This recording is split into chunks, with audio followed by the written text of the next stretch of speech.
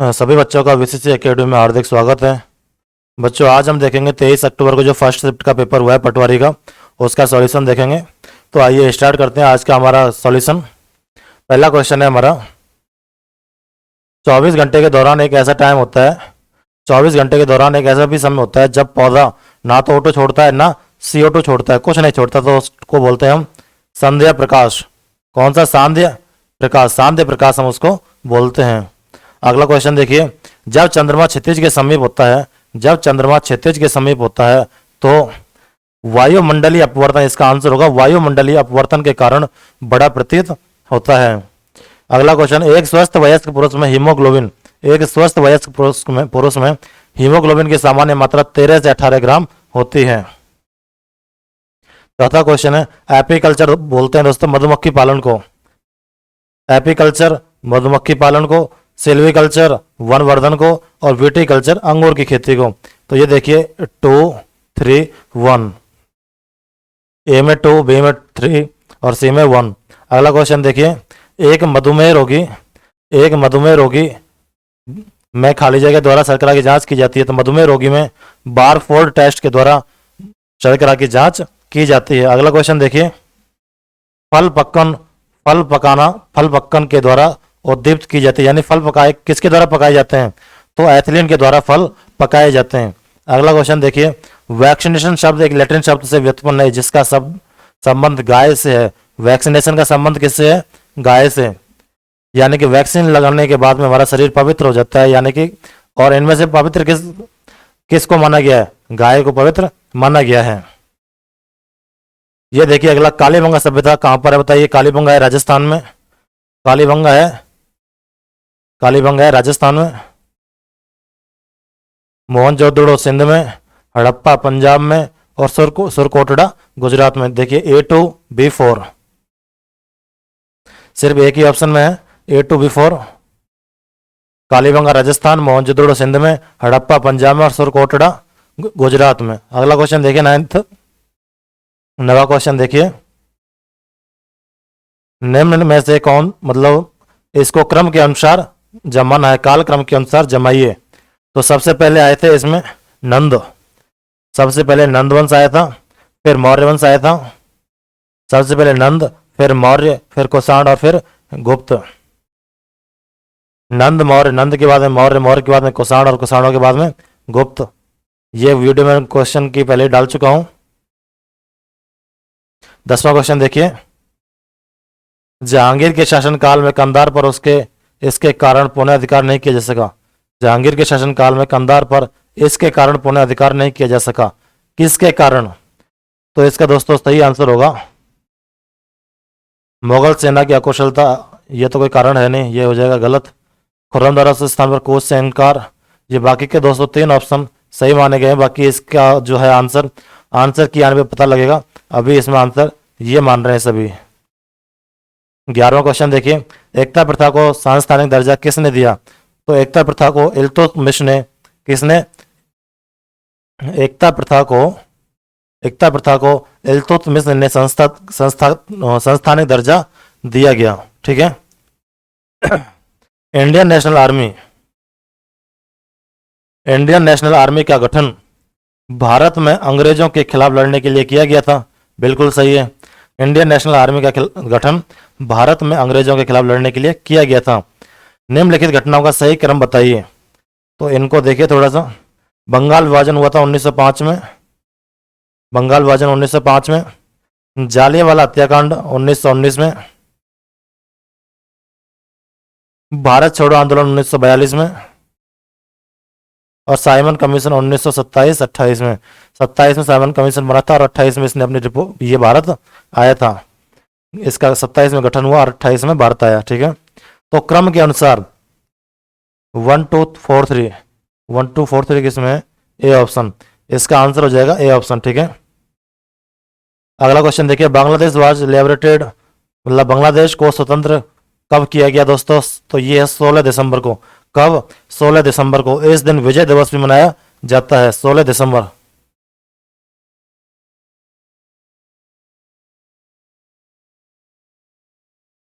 इसको विजय दिवस भी मनाया जाता है। ठीक है।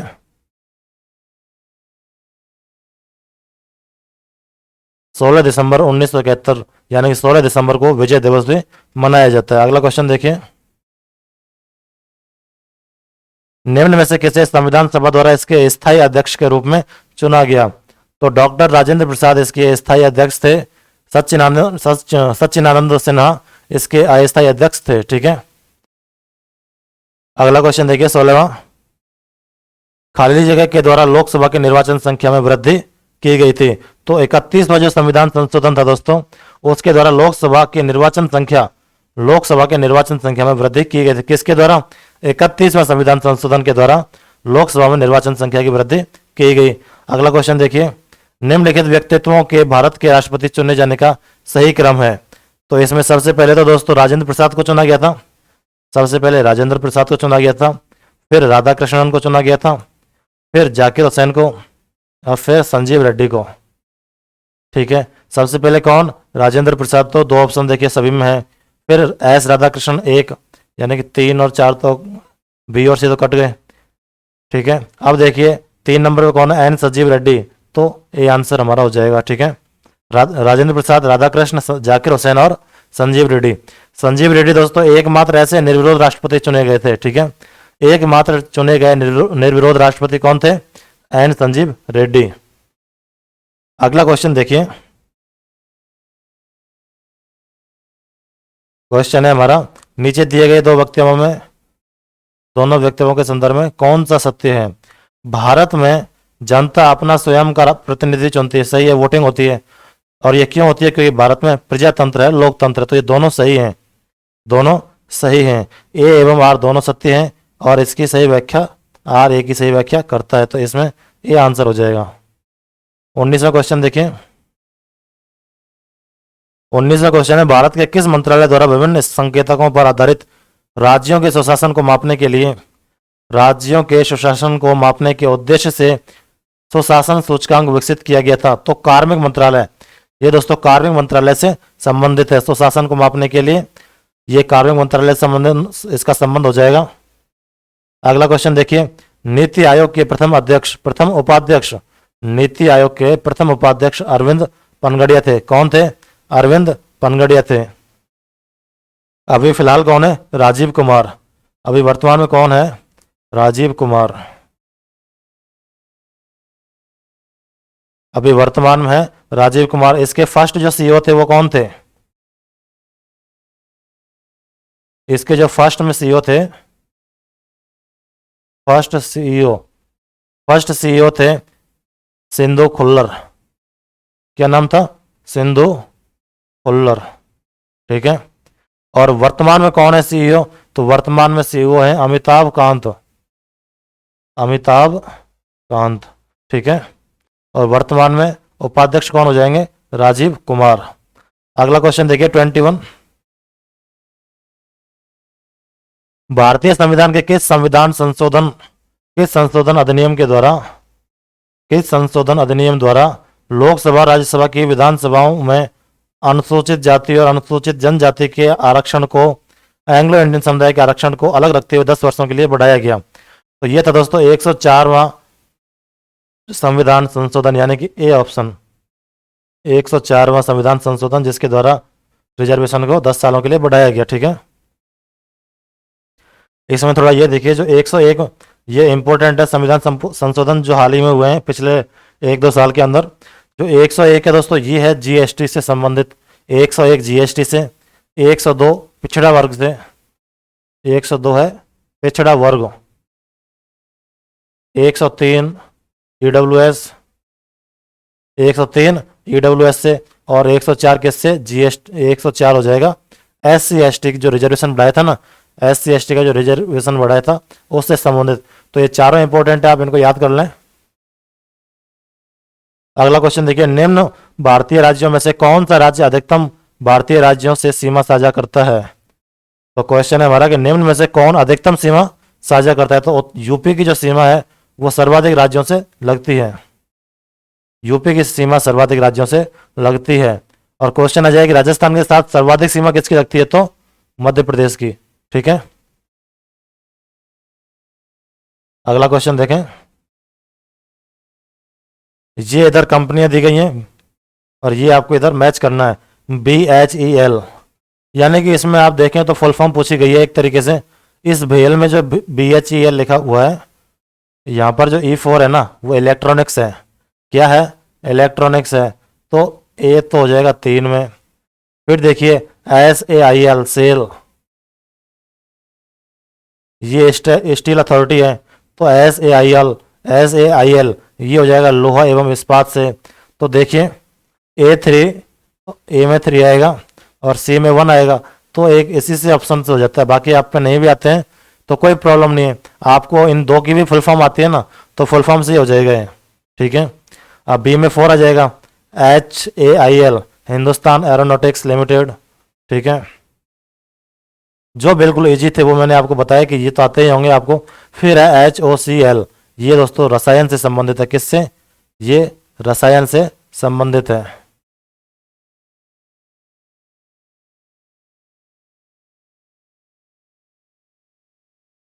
ये इलेक्ट्रॉनिक्स हो गया, HAIL, हिंदुस्तान ये एरोनॉटिक्स, HAIL, सेल, SAIL हो गया लोहा इस्पात से, और HOCL ये रसायन से। ठीक है।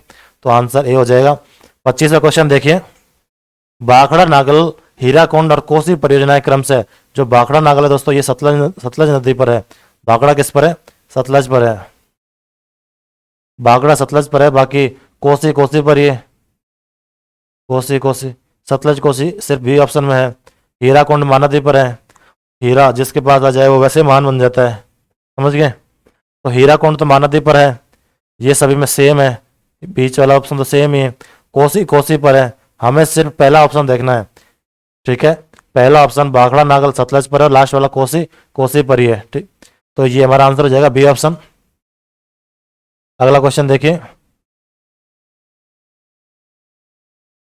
ब्रोमिनित ब्रोमिनित ज्वाला मंदक को कई घरेलू उत्पादों जैसे गद्दों और सजावट के सामानों में उपयोग किया जाता है। इनके उपयोग से संबंधित कुछ आशंकाएं क्यों हैं? ये पर्यावरण में निम्नीकरण की उच्च रोधी हैं। ये बिल्कुल सही है, ये उच्च रोधी हैं। फिर है ये इंसानों और जानवरों में एकत्रित होने के में सक्षम है। अगर ये इंसानों के अंदर जमा होगा तो हम उसका गद्दों में प्रयोग क्यों करेंगे? ये कॉमन सेंस का क्वेश्चन है, तो बी ऑप्शन गलत हो जाएगा। अगर कोई हमारे शरीर के लिए नुकसानदायक है तो हम उसको अपने पास नहीं आने देते हैं, तो गद्दों में हम इसका प्रयोग नहीं करेंगे, सजावट में इसका प्रयोग नहीं करेंगे। तो इसमें केवल एक ही सही है।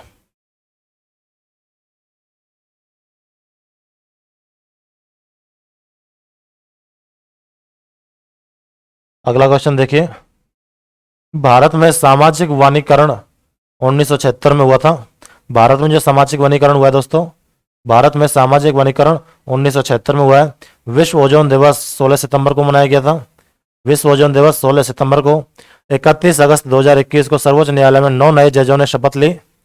इसमें फिर महिला जजों की संख्या बढ़कर 4 हो गई थी। कितनी? 4 हो गई थी। अगला देखें। 1 सितंबर 2021 को जम्मू एवं कश्मीर केंद्र शासित क्षेत्र में पंचायती राज संस्थाओं को सशक्त करने के लिए संसदीय पहुंच कार्यक्रम का उद्घाटन किया गया। ये ओम बिरला ने इसका उद्घाटन किया। अगला क्वेश्चन देखिए कि 29 अगस्त 2021 को अल्जीरिया के समुद्र तट पर भारत एवं अल्जीरिया की नौसेनाओं द्वारा प्रथम नौसैनिक अभ्यास किया गया। किस जहाज ने भारत का प्रतिनिधित्व किया? तो ये था दोस्तों INS तबार। कौन सा? INS तबार। अगला क्वेश्चन देखिए। 1 सितंबर को, अगस्त सितंबर ही पूछ रहा है, ज्यादा पुरानी करंट नहीं है। 1 सितंबर 2021 को SBI ने डल झील श्रीनगर में एक तैरता हुआ ATM खोला था। एक तैरता हुआ ATM खोला था। इसका सी ऑप्शन हो जाएगा। अगला क्वेश्चन है उज्ज्वला 2.0 प्रधानमंत्री उज्ज्वला योजना को खाली जगह में 10 अगस्त 2021 को प्रारंभ किया गया था। तो यह था दोस्तों महोबा यूपी। कहां पर? महोबा यूपी में। और ये तो हो गया 2.0। अच्छा, उज्ज्वला 1.0 कहां से स्टार्ट हुई? ये हुई थी यूपी में बलिया के अंदर। यूपी में बलिया के अंदर महोबा में 2.0 और बलिया के अंदर 1.0, ठीक है। इसमें क्या हुआ, 1 करोड़ गैस कनेक्शन दिए गए। 34 क्वेश्चन देखिए, 7 जुलाई 2021 को निम्न में से किस मंत्री ने स्वास्थ्य एवं परिवार कल्याण के नए केंद्रीय मंत्री के रूप में शपथ ली? तो ये हो जाएगा दोस्तों मनसुख। जिसके मन में सुख है वो वैसे ही स्वस्थ रहेगा। तो मनसुख मांडवीय ये नए स्वास्थ्य केंद्रीय मंत्री हो जाएंगे। 35 क्वेश्चन देखिए, केंद्र सरकार की योजनाओं एवं उनके प्रवर्तन की तारीखों के निम्नलिखित युग्मों में से कौन सा सही नहीं है? कौन सा सही नहीं है? इसने सही नहीं पूछा है। तो एक इसमें देखिए, आत्मनिर्भर अभियान 13 मई 2020 को हुआ था। आत्मनिर्भर 13 मई 2020 को सही है। प्रधानमंत्री स्वनिधि योजना ये 1 जून 2020 को हुई थी और समर्थ योजना 14 मई 2020 को हुई थी। तो इसमें जो है मिशन कर्मयोगी ये दोस्तों गलत है। इसमें बी आंसर हो जाएगा। ये सब की सब योजना है 2020 की है, करंट की है, तो इनको आप याद कर लें, इनकी डेट वगैरह। जो जितने भी इसकी सरकार की योजना है, केंद्र सरकार राज्य सरकार की, इनमें से जो क्वेश्चन जरूर आता है, 2 क्वेश्चन जरूर आते हैं। किस राज्य ने सोनू सूद को कोविड टीकाकरण के एम्बेसडर के रूप में नियुक्त किया है? तो यह है दोस्तों पंजाब। पंजाब ने सोनू सूद को अपने टीकाकरण के एम्बेसडर के रूप में चुना है। अगला है 67वां राष्ट्रीय फिल्म पुरस्कार समारोह में किसे प्रतिष्ठित 51 में दादा साहेब फाल्के पुरस्कार से सम्मानित किया? तो यह है रजनीकांत। बुढ़ापे में भी सम्मान ले गए, बहुत अच्छी बात है, ये इनकी एक्टिंग है। 38 क्वेश्चन देखिए, राजस्थान के कृष्णनगर के संबंध में निम्नलिखित कथनों पर विचार कीजिए। वह जयपुर जिले से संबंधित थे। जो कृष्णनगर है वह जयपुर जिले से संबंधित थे। कृष्णनगर जयपुर जिले से संबंधित है, बिल्कुल सही है। आगे उन्होंने टोक्यो पैरालंपिक्स में स्वर्ण पदक जीता था कृष्णनगर जयपुर ने, यह भी सही है। उन्होंने पैरा बैडमिंटन पुरुष एकल में SH3 में भाग लिया, ये दोस्तों गलत है। उन्होंने SH3 में नहीं, SH6 में भाग लिया था। किसमें? SH6 में। उन्होंने गौरव खन्ना द्वारा प्रशिक्षण मिला। किसके द्वारा मिला? गौरव खन्ना के द्वारा। तो इसमें 1 2 3 1 2 4 सारे सही हो जाएंगे, 1 2 4, तीसरा गलत हो जाएगा, ठीक है। 39 देखिए, निम्न में से किस भाषा का संधि विच्छेद सही है? C option महेश्वर्य। महेश्वर्य का संधि विच्छेद होता है महाधन ऐश्वर्य, तो इसका हो जाएगा महेश्वर्य। अगला देखिए, निम्न में से किस विकल्प के सभी शब्दों में उपसर्ग तथा प्रत्यय का प्रयोग हुआ है? हमारा क्वेश्चन है उपसर्ग में उपसर्ग तथा प्रत्यय दोनों का प्रयोग हुआ है। प्रत्यय एवं उपसर्ग। अंतःकरणीय एवं अकथनीय, अंतःकरणीय एवं अकथनीय, इन दोनों में उपसर्ग एवं प्रत्यय का प्रयोग हुआ है। त्रिफला शब्द में द्विगु समास है। त्रिफला शब्द में कौन सा समास है? द्विगु समास है। अगला देखिए, अर्थभेद सही नहीं है। बदन होता है शरीर, वदन मुख होता है, दिन होता है दिवस, आज कौन सा दिन है? और ये बिल्कुल दीनहीन है, यानी कि गरीब है, सही है। ए सही, बी सही। उभय यानी कि दोनों, अभय, अभय हो जाओ। एक होता है अभयारण्य, क्या होता है? अभयारण्य। यह बना है अभय धन अरण्य, अभय धन अरण्य, यानी कि जहां पर एक भय रहित होकर जानवर घूमते हैं उसको बोलते हैं अभयारण्य। अभय अरण्य, अभय को बोलते हैं भय रहित, यानी कि तीनों सही हैं। ये वैसे ही गलत हो जाएगा, तो हमारा ये डी ऑप्शन गलत हो जाएगा। 43 देखिए कि किस विकल्प में सभी शब्द परस्पर पर्यायवाची नहीं है? तो हाथी गज हस्ती, ये बिल्कुल सही है। विष्णु, लक्ष्मीपति, महेश्वर, जहां ईश्वर लग जाए दोस्तों वो महादेव यानी कि शिव का पर्यायवाची होता है, वो विष्णु का नहीं होता, वो विष्णु का नहीं होता, लक्ष्मीपति का नहीं होता, तो ये गलत हो जाएगा। ये देखिए आगे, शिव, चंद्रशेखर, उमापति, ये शिव के वो है पर्यायवाची, बिल्कुल सही है। ये महेश्वर भी शिव का ही था। नदी, सरिता, सलिल, ये भी इसी का है, नदी के पर्यायवाची हैं, तो इसमें बी ऑप्शन गलत हो जाएगा। किस विकल्प में विलोम युग्म है? इसमें विलोम युग्म पूछा है, किस में है? तो विरस, विग्रह, ये गलत है। पथ्य, पद गलत है। इसमें देखिए दोस्तों सत्कृत और निराद्रत, सत्कार का क्या होता है? निरादर होता है ना, उसी तरीके से सत्कृत, निराद्रत, ये इसका विलोम हो जाएगा। 45 देखिए, निम्नलिखित शब्दों पर विचार कीजिए। आत्मोन्नति, पाणी ग्रहण, लखपति और ध्यानाकर्षण। इसमें देखिए पाणी ग्रहण ये गलत, और एक लखपति नहीं होता, वो लखपति होता है, लखपति, और ये पाणी ग्रहण नहीं होता, ये भी गलत है। तो इसमें सही हो जाएंगे दोस्तों 1 और 4, डी ऑप्शन इसमें हमारा सही है 45 में। 46 देखिए, व्याकरण की दृष्टि से निम्न में से कौन सा शुद्ध वाक्य है? तो इसमें हमारे पूज्य गुरुजी आज आएंगे, ये सही है। मेरे को पाठ याद करना, मेरे को नहीं मुझे। यहाँ कोई एक चित्र नहीं है, यहाँ बोलेंगे यहाँ कोई भी चित्र नहीं है। इस तरीके से पढ़ना एक आवश्यकीय कार्य गलत हो जाएगा, आवश्यक कार्य हो जाएगा। तो ये तीनों गलत हो जाएंगे, B C D, A option सही आंसर है। किस वाक्यांश के लिए प्रयुक्त शब्द सार्थक नहीं है? तो इसमें देखिए, जिसे जीता ना जा सके उसको अजय बोलते हैं, सही है। बिना वेतन काम करने वाला अवैतनिक होता है। दोपहर के बाद का समय पूर्वाह्न नहीं होता, अपराह्न होता है, ये हमारा गलत हो जाएगा, हमारा आंसर हो जाएगा सी ऑप्शन। और जिसका अनुभव किया जा सके, अनुभूति या फिर अनुभूत। 48 देखिए, 47 हमारा आंसर सी है। किस विकल्प में अंग्रेजी परिभाषिक शब्द का समकक्ष हिंदी परिभाषिक शब्द सही है?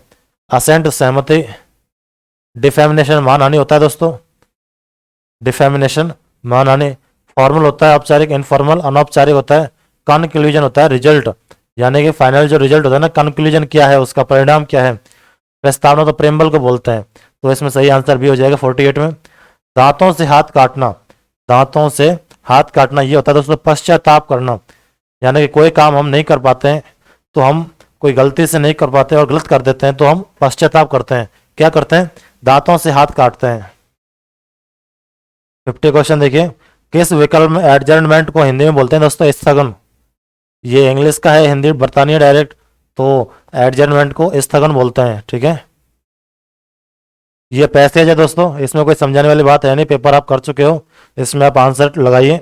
अगर आपके सही हैं तो अच्छी बात है, बाकी रिजल्ट बताएगा फिर। The passage is about, passage किसके बारे में? What we can learn from the routines of geniuses, यानी कि हम जो जीनियस पर्सन है उनके रूटीन से हम क्या सीख सकते हैं, इस पैसेज में ये बताया गया है, तो डी आंसर हो जाएगा इसमें। 52 देखिए, the writers in the past, the writers in the past followed a perfect daily routine, यानी कि राइटर ने पास्ट में एक परफेक्ट लाइफ को फॉलो किया था, ठीक है, तो ये हो जाएगा। इन दियर डेली रूटीन्स 53 देखिए, in their daily routines they read books and enjoyed them, they read books and enjoyed them, 53 में बी ऑप्शन हो जाएगा।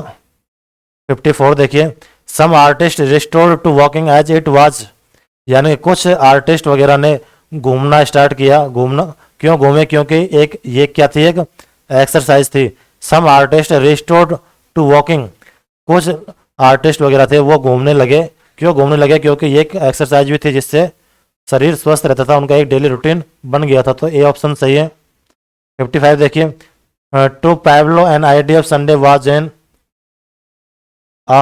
एट होम डे, 55 देखिए, यानी कि to Pablo an idea of Sunday, यानी कि संडे का जो आइडिया होता है वो सभी के लिए कैसा होता है कि आज तो घर पर ही रहेंगे, कहीं नहीं जाएंगे, होम डे होता है, तो इसमें ए ऑप्शन सही है। 56 देखिए, find out which part of the sentence has an error, my lawn which is overground needs weeding, यानी कि मेरा लॉन जो ओवरग्राउंड हो चुका है, यानी कि उसकी जो घास है वो ज़्यादा बढ़ चुकी है, नीड्स वीडिंग यानी कि कटाई की जरूरत है, तो इसमें नो एरर है। 57 देखिए, find out which part of the sentence has an error, no sooner did he see his teacher, no sooner के साथ में हमेशा दोस्तों देन आता है, नो SOONER, नो सोनर के साथ में हमेशा देन आता है, तो वैन गलत हो जाएगा, वैन की जगह देन आएगा, बी ऑप्शन सही है 55 में। 57 में गिव सिनोनिम्स ऑफ पर्सपिकेशियस, पर्सपिकेशियस बोलते हैं जो दोस्तों जिसके अंदर इनसाइट हो, यानी कि जिसकी बुद्धि तीव्र हो, कुशाग्र हो, तो श्रीयुड इसके लिए सही शब्द होगा, श्रीयुड। क्लीवर भी चतुर होता है, लेकिन श्रीयुड इसका करेक्ट आंसर होगा। पर्सपिकेशियस यानी कि कुशाग्र, जिसके अंदर इनसाइट हो कि आगे क्या होगा वो उसका अंदाजा लगा सके, उसको बोलते हैं पर्सपिकेशियस, श्रीयुड। 59 देखिए, गिव एंटोनिम्स ऑफ डिलेटेंटी, ठीक है, तो इसका आंसर हो जाएगा प्रोफेशनल। ये होता है दोस्तों शौकिया तौर पे हम कोई काम करते हैं, शौकिया तौर पे कोई काम करते हैं, उसको बोलते हैं डिलेटेंटी। तो इसका प्रोफेशनल हो जाएगा, शौकिया की जगह प्रोफेशनल। ठीक है। 60 क्वेश्चन देखिए, give meaning of the following idiom, a man of straw. A man of straw यानी जिसका कोई महत्व नहीं हो, तो इसका हो जाएगा a man of no substance. D answer हो जाएगा इसका। अब देखिए 61, इसका दोस्तों मैंने कई का सॉल्यूशन देखा है, लगभग इसका जो सॉल्यूशन है वो सभी ने गलत दिया है। गलत क्या है, क्वेश्चन ही गलत है, यह क्वेश्चन ही गलत है। 61, इसमें देखिए क्या दिया गया है, पहला ए बी, फिर खाली जगह दी गई है, फिर डी। इसमें हम बढ़ते हैं सी, ए बी सी डी, तो एक पार्ट हो गया अपना कहाँ तक, एक पार्ट हो जाएगा अपना डी तक। फिर है, फिर क्या दिया गया है, सबसे पहले ए दिया गया है, ए, फिर खाली जगह, फिर है B C D, B C D. इसमें देखो देखो दोस्तों सभी सिंगल सिंगल डिजिट थे ए बी सी डी। इसमें क्या करते हैं हम, इस ए को डबल कर देते हैं, पहले को डबल कर देंगे, फिर इस बी को करेंगे, फिर सी को करेंगे। अब देखिए ये कहाँ था, double A B C D हो गया। अब फिर आगे क्या दिया गया है, फिर दिया गया है ए खाली जगह, डबल बी, फिर खाली जगह, फिर डी। तो इसमें बताइए आप किसको डबल करेंगे, डबल ए, डबल बी दिया हुआ है ना, तो इसमें डबल ए आ जाएगा, डबल बी, और यहाँ पर सिंगल सी। अब ये आगे देखिए, ये कहाँ तक हो गया, ये हो गया हमारा यहाँ तक, ए डबल बी,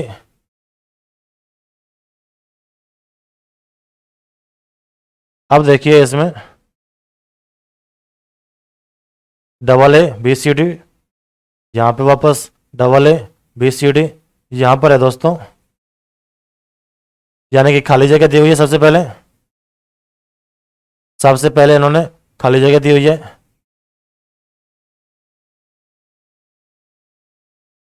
सबसे पहले खाली जगह, फिर ए, फिर खाली जगह, फिर बी डबल सी डी। अब इसमें मुझे बताइए दोस्तों क्या है, तो सबसे पहले double A, double B, double C, तो यहाँ पर एक डी और आना चाहिए था, क्योंकि देखो डबल ए हो चुका है, डबल बी हो चुका है, ये डबल सी हो जाएगी, ये डबल सी हो जाएगी। ठीक है, तो इसके आप आंसर बताइए मुझे, डबल डी नहीं आएगा। इसमें देखिए डबल ए हो जाएगा, डबल ए हो गया ना, इसमें देखिए ये डबल ए हो गया, फिर डबल ए डबल बी हो गया, double A double B double C हो गया, और ये डी हो गया। तो अब इसमें बताइए हमने क्या क्या भरा है। इसमें हमने लिखा है सबसे पहले सी ए सी, सी ए सी, फिर ए बी, यानी कि C double A, C double A कहाँ है, कहीं पर नहीं है, फिर सी ए बी, ये भी कहीं पर नहीं है। तो ये क्वेश्चन दोस्तों लगभग डिलीट हो सकता है, बाकी आंसर की आने में पता लगेगा। और क्या है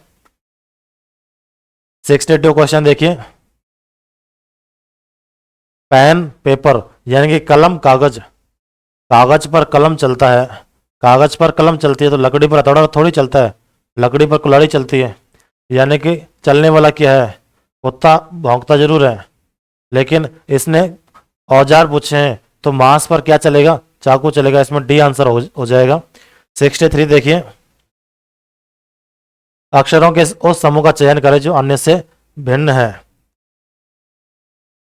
इसमें देखिए दोस्तों बी का होता है 2 4 6, यानी दो दो का अंतर है, इन सभी में दो दो का अंतर है। जे के एल यानी कि तीसरा शब्द है, फिर एल एम एन तीसरा, आर के बाद एस टी, यानी एक ही शब्द बीच में आ रहा है ना, दो के बाद में तीन बीच में आ रहा है, सिर्फ एक बीच में आ रहा है, फिर जे के बाद में के बीच में आ रहा है, फिर एल दे रखा है, आर के बाद में एस नहीं है, टी दे रखा है, टी के बाद में यू नहीं है, वी है।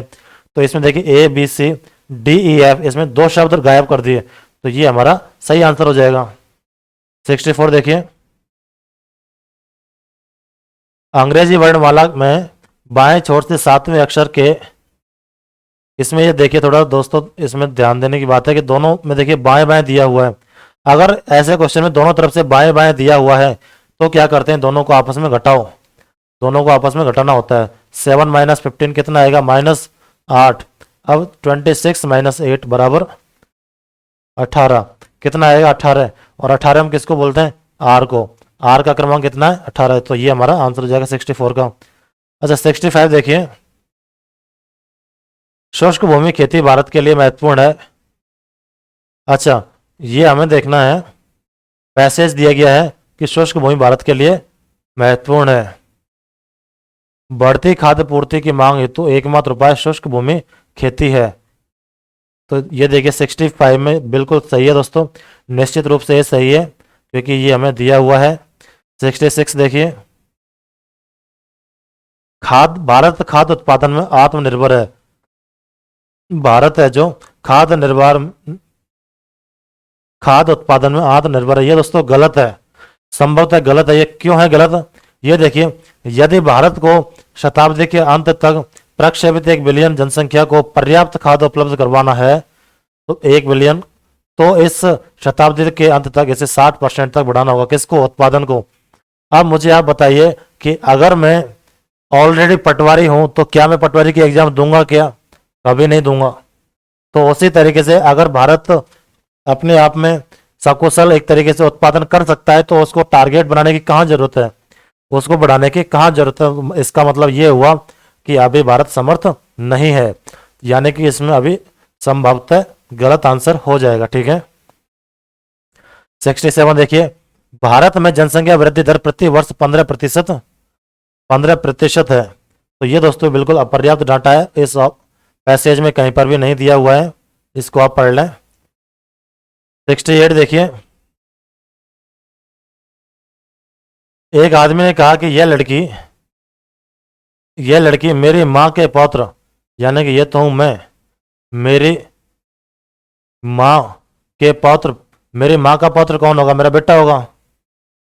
ठीक है, पौत्र की पत्नी है, यानी कि मेरे पौत्र की मतलब मेरी माँ के पौत्र यानी मेरे बेटे की पत्नी, मेरे बेटे की पत्नी मेरी कौन लगेगी? पुत्र वधू लगेगी, और मैं उसका कौन लगूंगा? ससुर। तो आंसर क्या हो जाएगा? ससुर। ठीक है, इजी क्वेश्चन था बिल्कुल। अब देखिए, क्विज को राजवा, क्विज को RVJ कोटित किया गया है, तो क्लास का कोड क्या बनाएंगे? ये देखिए, क्यू के बाद में अगला शब्द है आर, क्यू का अगला शब्द क्या है? आर। यू के बाद में वी आता है, आई के बाद में जे आता है, और जेड के बाद में ए आता है शुरू में। तो यानी कि अगला वर्ड दिया गया है, तो क्लास में बताइए क्या आएगा? सी के बाद में डी आएगा, एक ही ऑप्शन से हो जाएगा, दूसरा ऑप्शन देखने की जरूरत नहीं है। 69 में बी ऑप्शन। अब 70 देखिए, 70 कह रहा है कि एक ए उत्तर दिशा में 10 मीटर चलता है, यानी कि यहाँ पर मानिए कि ए यहाँ पर है, 10 मीटर ये उत्तर दिशा में चला, 10 मीटर उत्तर में चला, फिर वह दाईं ओर मुड़कर 10 मीटर चलता है, फिर वह 10 मीटर मुड़ जाता है इधर, 10 मीटर इधर चलता है, फिर वह प्रत्येक बार बाएं मुड़कर क्रमशः 5 मीटर, 15 मीटर तथा 15 मीटर चलता है। यानी कि पहले तो चला 5 मीटर, फिर 15 मीटर चला, फिर 15 मीटर चला, ये 15 मीटर हो गई, और फिर कितना चल रहा है? फिर वापस 15 मीटर चल रहा है। तो ये देखिए, ये कितना था? 5 था, तो ये भी कितना होगा? 5 होगा, और ये नीचे वाला कितना है? 10 है, तो ऊपर वाला भी 10 होगा, तो ये 5 हो गया और ये वापस 10 हो गया। तो यानी कि ये पॉइंट और ये पॉइंट आपस में बराबर हैं, ये पॉइंट और ये पॉइंट आपस में बराबर हैं। तो ये कितना होगा बताइए? इसकी टोटल है 15 है, उसमें से 10 तो ये हो गया, तो ये कितना बचा? 5 बचा ना, तो इसका 5 हो जाएगा आंसर। ठीक है, इसका आंसर हो जाएगा अपना 5 70 क्वेश्चन में। 70 नंबर। 71 देखिए, 71 देखें,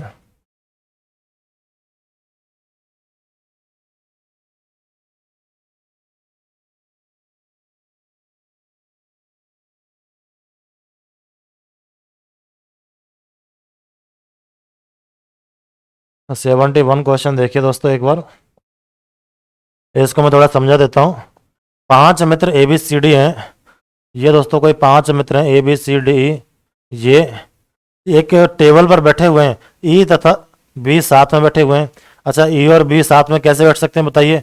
ये ई और बी बैठ गए, और एक इस तरीके से भी तो बैठ सकते हैं, ये दोनों चलो बैठ गए।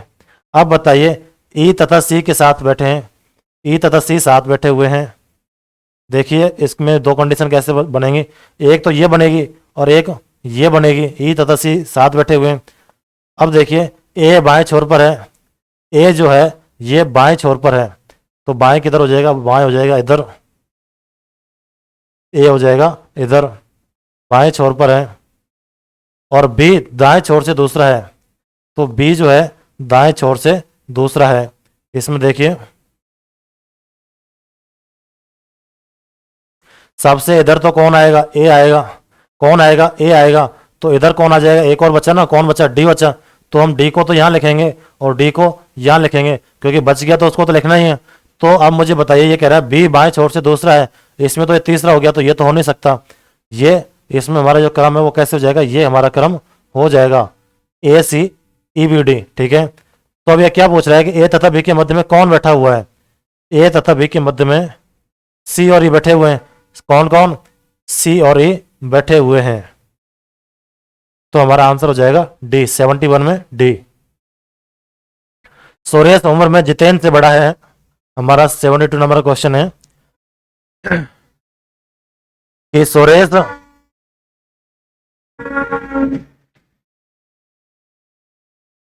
हमारा क्वेश्चन है दोस्तों कि सुरेश जितेन से बड़ा है। लिखिए सुरेश जितेन से बड़ा है, ठीक है, यानी कि सुरेश बड़ा हो गया जितेन से, उम्र में जितेन से बड़ा है, पर समीर जितना नहीं, यानी कि समीर और भी बड़ा है, समीर और भी बड़ा है। सुरेश जितेन से बड़ा है लेकिन समीर से बड़ा नहीं है, समीर जितना नहीं, तो समीर सुरेश से ही बड़ा हो गया ना। ठीक है, फिर है पीयूष नितिन से बड़ा है, नीचे एक दूसरी कंडीशन लिखी है वो कि पीयूष नितिन से बड़ा है, पीयूष नितिन से बड़ा है, ठीक है, ये भी हमने लिख दिया, पर जितेन जितना नहीं, पीयूष जो है नितिन से तो बड़ा है लेकिन जितेन से बड़ा नहीं है, तो क्रम हमारा 5 दोस्तों का दोस्तों यही हो जाएगा। ठीक है, तो इसमें पूछा है कि इनमें इन सब के बीच में सबसे बड़ा कौन है, तो समीर इन सब में बड़ा है, सबसे छोटा कौन है, नितिन है, बीच का कौन है, जितेन है। तो अगर हमारा ये क्रम सही हो जाता है तो हम कैसा भी आंसर दे सकते हैं, आंसर हो जाएगा समीर। अब देखिए 73 में देखिए निम्नलिखित शब्दों का अर्थपूर्ण क्रम दिए गए उत्तरों में से कौन सा होगा। तो इसमें देखिए दोस्तों सबसे पहले बनता है बीज, ये दोस्तों खाद्य है, क्या है, खाद्य है, खाद नहीं है, खाद में और खाद्य में अंतर होता है, खाद तो होता है जो उर्वरक होता है उसको बोलते हैं खाद, और ये खाद होता है खाद्य पदार्थ खाने वाले। ठीक है, तो ये देखिए हम सबसे पहले जमीन में क्या डालते हैं, बीज डालते हैं, ये कोई खाद तो है नहीं, ये खाद, ये खाद है, खाद नहीं है, खाद होता ना तो इसको डालते सबसे पहले, तो हम सबसे पहले डालेंगे बीज को, बीज से बनेगा पौधा, पौधे से बनेगा फल। ठीक है, और ये फल क्या है, खाद्य पदार्थ है। ठीक है, तो 1 2 3 4 इसमें हो जाएगा दोस्तों, पहले तो आएगा बीज, यानी 1 3 2 4, इसमें देखिए 1 3 2 4, तो हमारा सही आंसर 73 में सी ऑप्शन हो जाएगा। 74 देखिए, 74 देखिए, एक्स को बोलते हैं 24, 24, वी को बोलते हैं 22, एस को बोलते हैं 19, क्यू को बोलते हैं 17 और एन को बोलते हैं 14। तो देखिए -2 कितना, -2, एस 19 था तो ये -3, ये -3 और ये -3।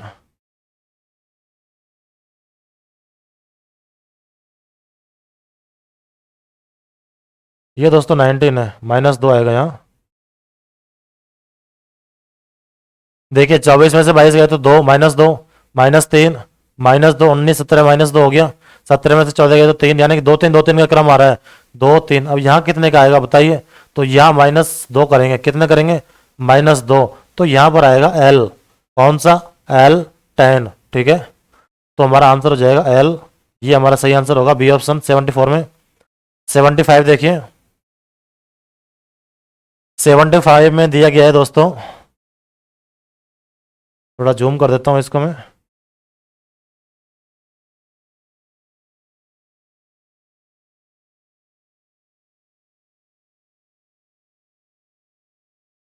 ये देखिए 75 में सही अक्षर से प्रश्न पे प्रश्न चिन्ह स्थानापन्न स्थानापन्न करें। तो ये देखिए सी का होता है दोस्तों 4, यानी कि सी में जब हमने 4 जोड़ा तो आया जी, क्या आया, जी आ गया।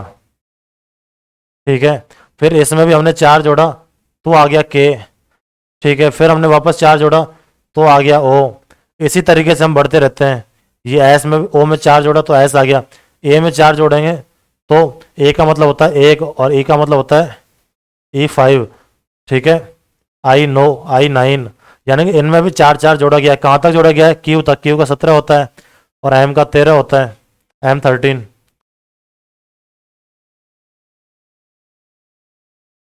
आगे देखिए ई, ई का होता है दोस्तों 5, आई का होता है 9, यानी कि इनमें भी 4 है। तो क्यू के बाद क्यू का होता है 17, तो यहाँ पर 4 जोड़ेंगे तो 21 आएगा। और 21 पे बोलते हैं हम यू को, यानी कि U21 अंडर 21। अगला क्वेश्चन देखिए कि दिए गए शब्दों के युग्म से आपको उस युग्म का चयन करना है जो प्रथम युग्म के शब्दों की तरह ही संबंधित है। यानी कि गिटार कहाँ से निकलता है दोस्तों, गिटार निकलता है संगीत से।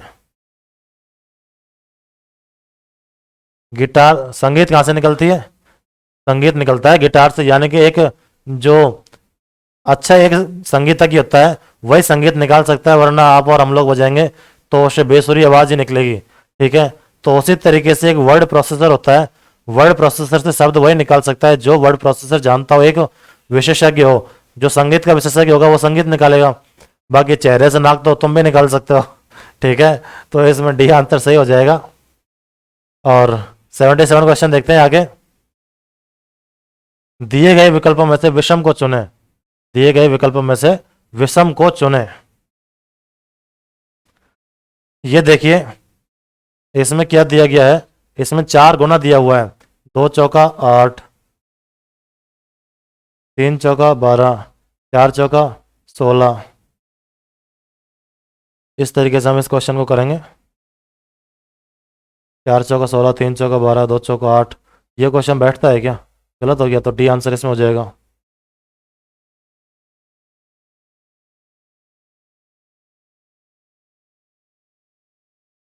अगला क्वेश्चन है 78, देखिए।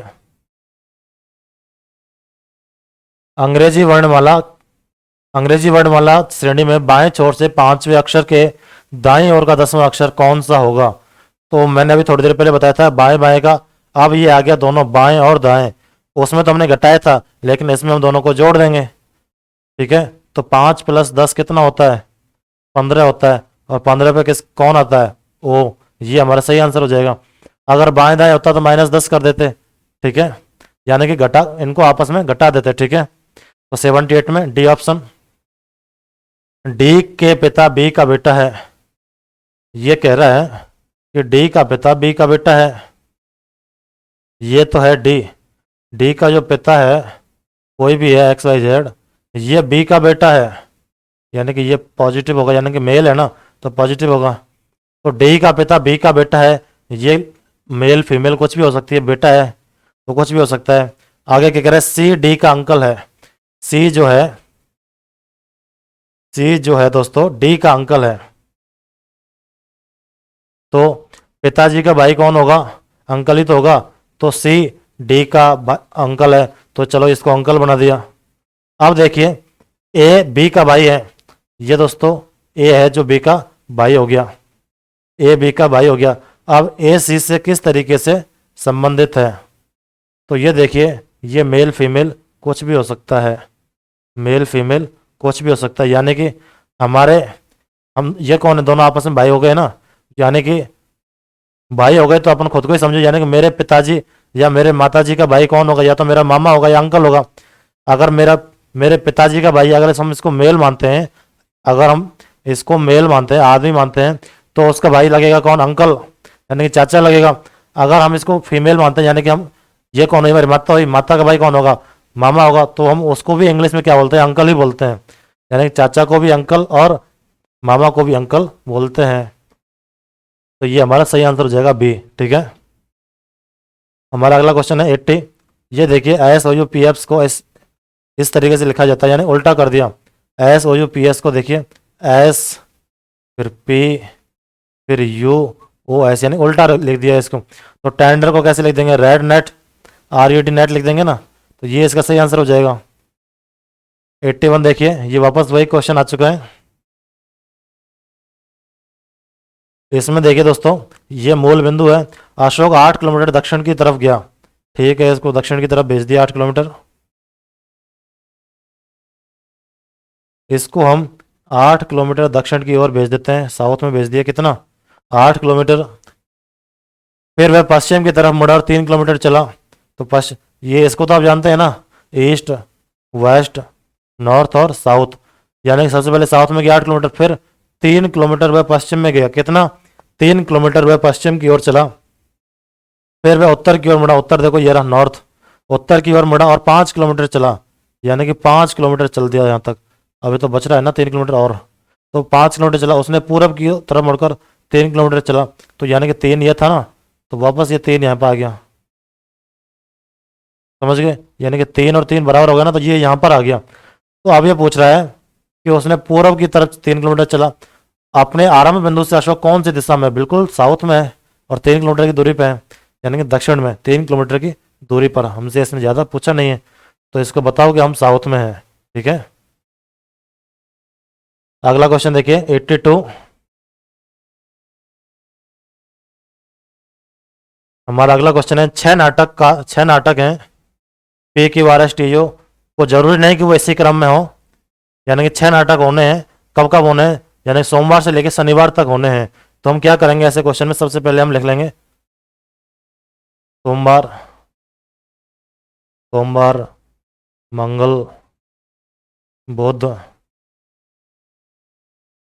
बृहस्पति, शुक्र, फिर शनि, यानी कि सोमवार से शनिवार तक ये इतने नाटक होने हैं। अब आगे क्या कंडीशन दी हुई है कि नाटक आर मंगलवार को हुआ, यानी कि ये तो हो गया पक्का कि नाटक जो आर है ना वो मंगलवार को हुआ है। नाटक आर कब हुआ है, मंगलवार को हुआ है। नाटक पी यू तथा क्यू एक के बाद एक इसी क्रम में प्रदर्शित किए गए। ये देखिए नाटक पी क्यू आर, नाटक पी यू क्यू, नाटक पी यू क्यू इसी क्रम में होते हैं। या फिर ये किस तरीके से हो सकते हैं, ये यहां से भी तो स्टार्ट हो सकते हैं, पी यू क्यू, क्रम तो नहीं टूट रहा ना यहाँ तक, तो आप इसको इस तरीके से यहाँ तक इसको जमाइए। एक तो ये क्रम हो गया, एक ये क्रम हो गया। आगे की क्या आगे क्या शर्त दे रहा है, इसी क्रम में प्रदर्शित किया। नाटक है सोमवार अथवा बुधवार को प्रदर्शित नहीं किया जाता है, यानी कि जो नाटक एस है वह सोमवार अथवा बुधवार को प्रदर्शित, नाटक एस सोमवार को अथवा बुधवार को प्रदर्शित नहीं किया जाता है। यहाँ पर तो देखो नाटक एस आ सकता है ना, तो ये तो होगा ही नहीं, तो ये वाला क्रम काट दो। क्यों नहीं होगा, क्योंकि यहाँ खाली जगह है, यहाँ पर हो सकता है। और यहाँ पर देखिए सोमवार, ये कह रहा है नाटक एस, इसमें देखिए नाटक एस यहाँ पर आ सकता है, या फिर बुधवार, ये कह रहा है सोमवार को नहीं होना चाहिए, नाटक एस सोमवार अथवा बुधवार को नहीं होना चाहिए। तो एस है जो यहाँ पर नहीं आएगा, चलो ठीक है नहीं आएगा यहाँ पे, और बुधवार को भी नहीं आएगा, तो कहाँ आ सकता है, यहाँ आ सकता है ना। तो इस तरीके से हमारा ये क्वेश्चन तो गलत हो गया, क्योंकि इसमें तो 3 जगह बची हुई है, कहाँ लिखेंगे। तो शनिवार को हम ऐश को दिखा देंगे। फिर कह रहा है कि आर के बाद कौन सा नाटक प्रदर्शित हुआ, तो इसमें सबसे पहले तो ये देखिए कि कौन सा बच गया, P Q R S T, तो टी बच गया ना, तो टी तो होगा सोमवार को। और इस क्रम को आप देखो दोस्तों समझ ही गए, हमारा आंसर है वो यहीं से निकल के आ जाता है कि बुधवार को नहीं होगा, ये जो है बुधवार को नहीं होगा। तो बुधवार को नहीं होगा, तो हमको तो इन्हें क्रम से जमाना है, तो ये यहाँ पर आ जाएगा, ये हमारा सही आंसर हो जाएगा।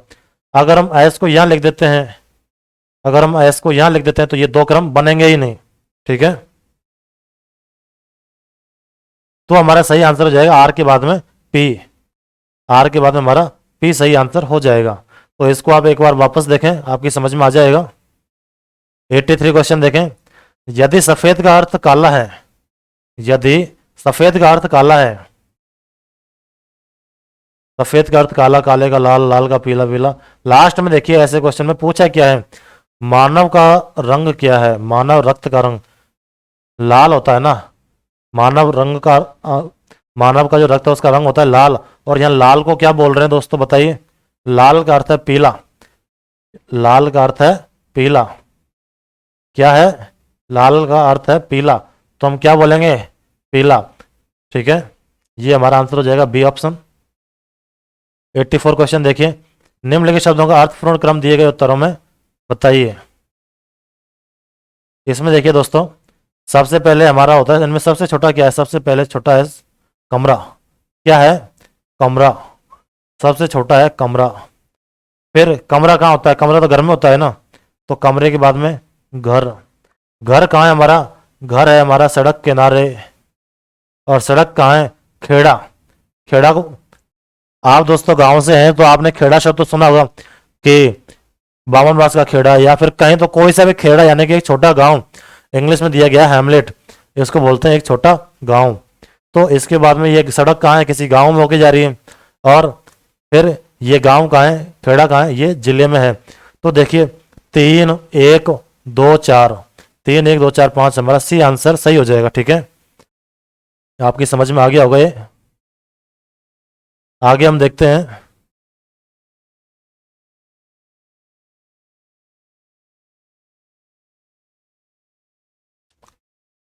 एट्टी फाइव नंबर का क्वेश्चन देखेंगे। इसमें ये पैसेज दिया गया है, इसमें ये पैसेज दिया गया है, इसमें आप अपने आंसर मिलाएं। 85, यदि निवेश ट्रियो से वीटो बी न्यूक माई लाइक, इस तरीके का कुछ है, तो फोर्थ चरण में क्या आएगा? यानी कि देखो दोस्तों, 4 शब्दों वाले हमें लेने हैं। जैसे कि इसमें देखिए, इसमें तीसरा जो चरण है, इसमें तीसरा चरण, ये तीसरा चरण, ये 3 3, इस तरीके से हम बनाते हैं। इसको में जो है कोडिंग करते हैं। इसमें ये देखिए, क्वेश्चन में दिया गया है कि इसमें से बताइए चौथा चरण कौन सा होगा। तो सबसे पहले तो इसमें जो 4 शब्दों वाले वर्ड है ना, वो सबसे पहले छांट लीजिए। 4 शब्दों वाले जो है वो छांट लीजिए। यानी कि ट्रियो, वीटो, न्यूक, लाइक, तो ये हो गए। अब इनमें देखिए अल्फाबेटिकली, यानी कि एबीसीडी के हिसाब से सबसे पहले कौन आएगा? सबसे पहले दोस्तों लाइक आएगा। फिर देखिए एल के बाद में एन, न्यूक आएगा। एन के बाद में टी आएगा, और टी के बाद में ये वीटो आएगा। तो लाइक, न्यूक, ट्रियो, वीटो किस में है? A option. बाकी की अपने देखने की जरूरत ही नहीं है। तो इसमें हमारा ए आंसर सही हो जाएगा। 85 में ए।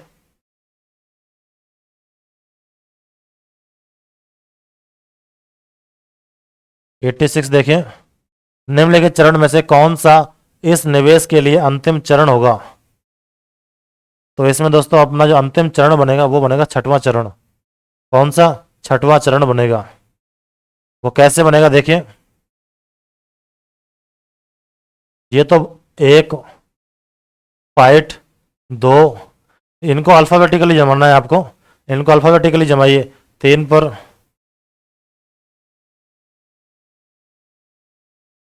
सबसे पहले 5 जो डिजिट है, 5 जिसमें शब्द है वो लेंगे। फिर 4 लेंगे, फिर 3 लेंगे, फिर 2 लेंगे, फिर 1 लेंगे। इस तरीके से हमको जमाना है। 1 2 3 4 पे ये एक्ट आएगा अल्फाबेटिकली क्रम के हिसाब से। पहले 5 जिसमें 5 अक्षर हैं वो 5 अक्षर लेंगे, उन 5 को अल्फाबेटिकली जमाएंगे। फिर हम 4 अक्षरों वाले छांटेंगे, उनको अल्फाबेटिकली जमाएंगे। ठीक है, 1 2 3 4 5 पे कैट आ जाएगा, 6 आइडिया, और 7 पर मोर आएगा। तो इसने क्या पूछा? निम्नलिखित चरण में से कौन सा इस निवेश के लिए अंतिम चरण होगा? 1 2 3 4, यानी कि 4 शब्दों के कितने हो गए? 4 शब्दों वाले कितने हो गए? 1 2 3 4 शब्दों वाले 4 हो गए। फाइट 1 2 3।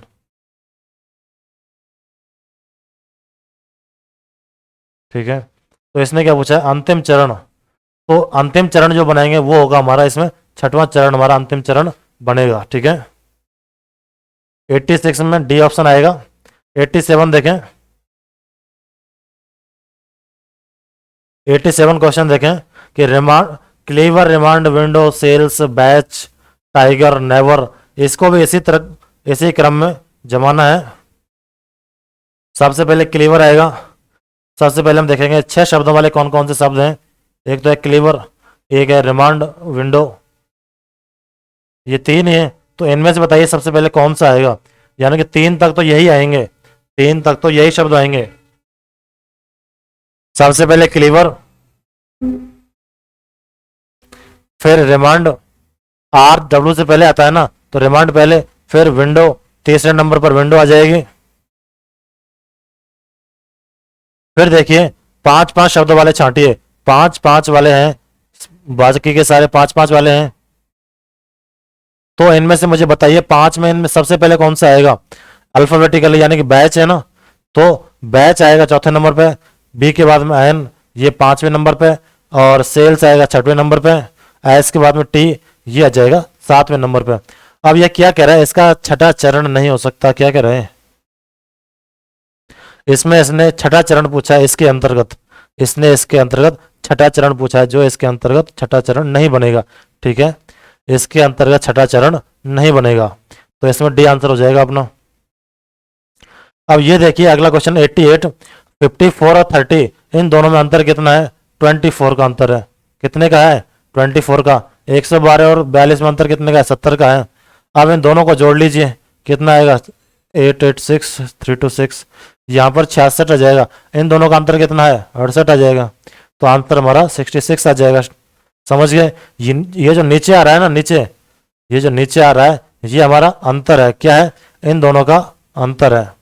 89 देखिए, 89 क्वेश्चन देखेंगे।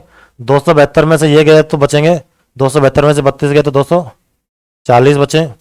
124 176 ये इंटू 300 हो गए।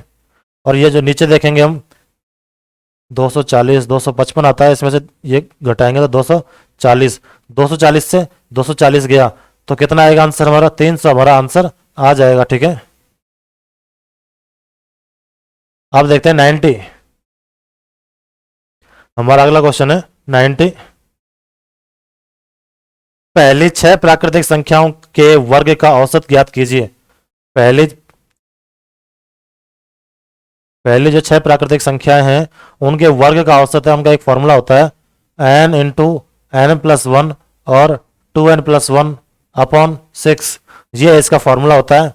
तो n बराबर कितना है 6 है ना, तो 6 रखिए। n बराबर 6 इंटू 7 इंटू 13 बटे 6, 6 से 6 काटिए, 13 सत्ते 91, इसमें 6 का भाग देंगे तो कितना आएगा 6 एकम 6 6 पंजे 30, 6 एकम 6 और 6 छंगे 36, यानी 15.16, 15.16 हमारा आंसर हो जाएगा। ये फॉर्मूला याद करना है आपको। एन ये जो वर्ग का फॉर्मूला होता है ना, प्रथम 6 प्राकृतिक, कितने भी प्राकृतिक हों प्रथम, उनका फॉर्मूला होता है n इंटू n+1 इंटू कोष्टक के अंदर फिर दोबारा 2n+1 अपॉन 6, ये इसका फॉर्मूला होता है। 91 क्वेश्चन देखेंगे। ऐसे क्वेश्चन को दोस्तों कैसे करते हैं कि सबसे पहले हम पैसे लिखते हैं, कितने कितने पैसे के हमारे पास सिक्के हैं। तो हमारे पास 100 पैसे का सिक्का है, यानी 1 रुपया। 100 पैसे का सिक्का नहीं होता, 1 रुपया का होता है, उसको सिक्कों में पैसों में चेंज कीजिए, क्योंकि आगे की डिजिट पैसों में, रुपये में होती है तो रुपये में चेंज करते हैं। 100, 50 पैसे का और 25 पैसे का, और इनका अनुपात कितना दे रखा है 2.534। इस 2.5 को ना लिख के हम इसको, इस पॉइंट को हटा के इसको डबल कर देंगे, 2 2 से गुणा कर देंगे इन सभी का, तो 5 6 8, तो ये इसका अनुपात हो गया। अब इनसे कितने रुपए बनते हैं, इतने सिक्कों से इतने अनुपात में कितने रुपए बनते हैं। तो इससे तो बने 500, इससे बने 300 पैसे, और इससे बने 200, यानी कि 200 पैसे। इनको हम टोटल पैसे मानेंगे यहाँ पर अनुपात के हिसाब से, कि हमारे पास 1000 पैसे थे टोटल। कितने थे हमारे पास टोटल 1000 पैसे थे। ठीक है, अब आगे देखें इसको। हमारे पास टोटल 1000 पैसे थे। ये देखते हैं कि इसने हमें दिया हुआ है दोस्तों। क्वेश्चन देखिए कि कुल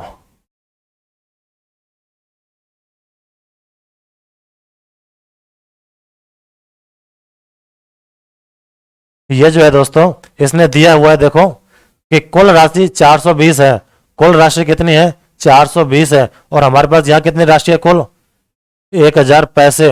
तो इसको पहले तो पैसा में चेंज कीजिए, यानी 3 जीरो और लगा दीजिए, फिर ये क्या पूछ रहा है, 50 पैसे के सिक्कों की संख्या ज्ञात कीजिए। तो 50 पैसे के सिक्कों की संख्या कितनी थी, देखिए इसको, 50 पैसे के सिक्कों की संख्या कितनी है, 6 है। अगर 100 की पूछे तो 5 का गुणा करेंगे, 25 की पूछे तो 8 का करेंगे। तो यहाँ पर इसने हमसे 50 की पूछा है तो 50 के लिए हम 6 का गुणा कर देंगे। तो 3 जीरो से 3 जीरो काटो, बाकी इसका गुणा कीजिए, 0 6 दूनी 12, 6 चौका 24 और 2 26, 2620, 2620 हमारा इसका आंसर हो जाएगा।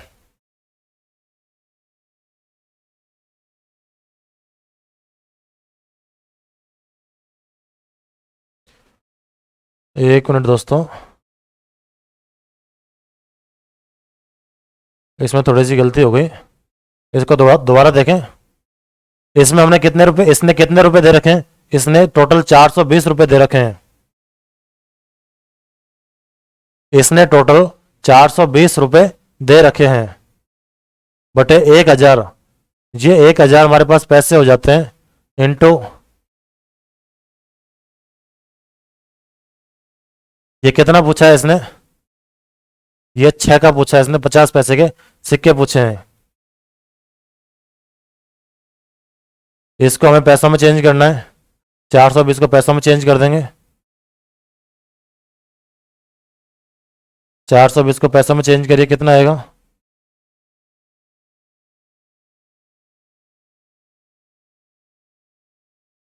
2 जीरो लगाइए ना यार, 1000 के चक्कर में गलती हो गई थी अपन से। तो ये देखिए दोस्तों, 3 जीरो से 3 जीरो काट देंगे। अब इसका गुणा कीजिए, 6 दूनी 12, 6 चौका 24 और 1 25। तो हमारा बिल्कुल सही था दोस्तों, हमने यहाँ 3 जीरो लगा दी थी, उसकी वजह से गलती हो गई। तो 252 सिक्के 50 पैसे के हमारे आंसर हो जाएगा, ठीक है।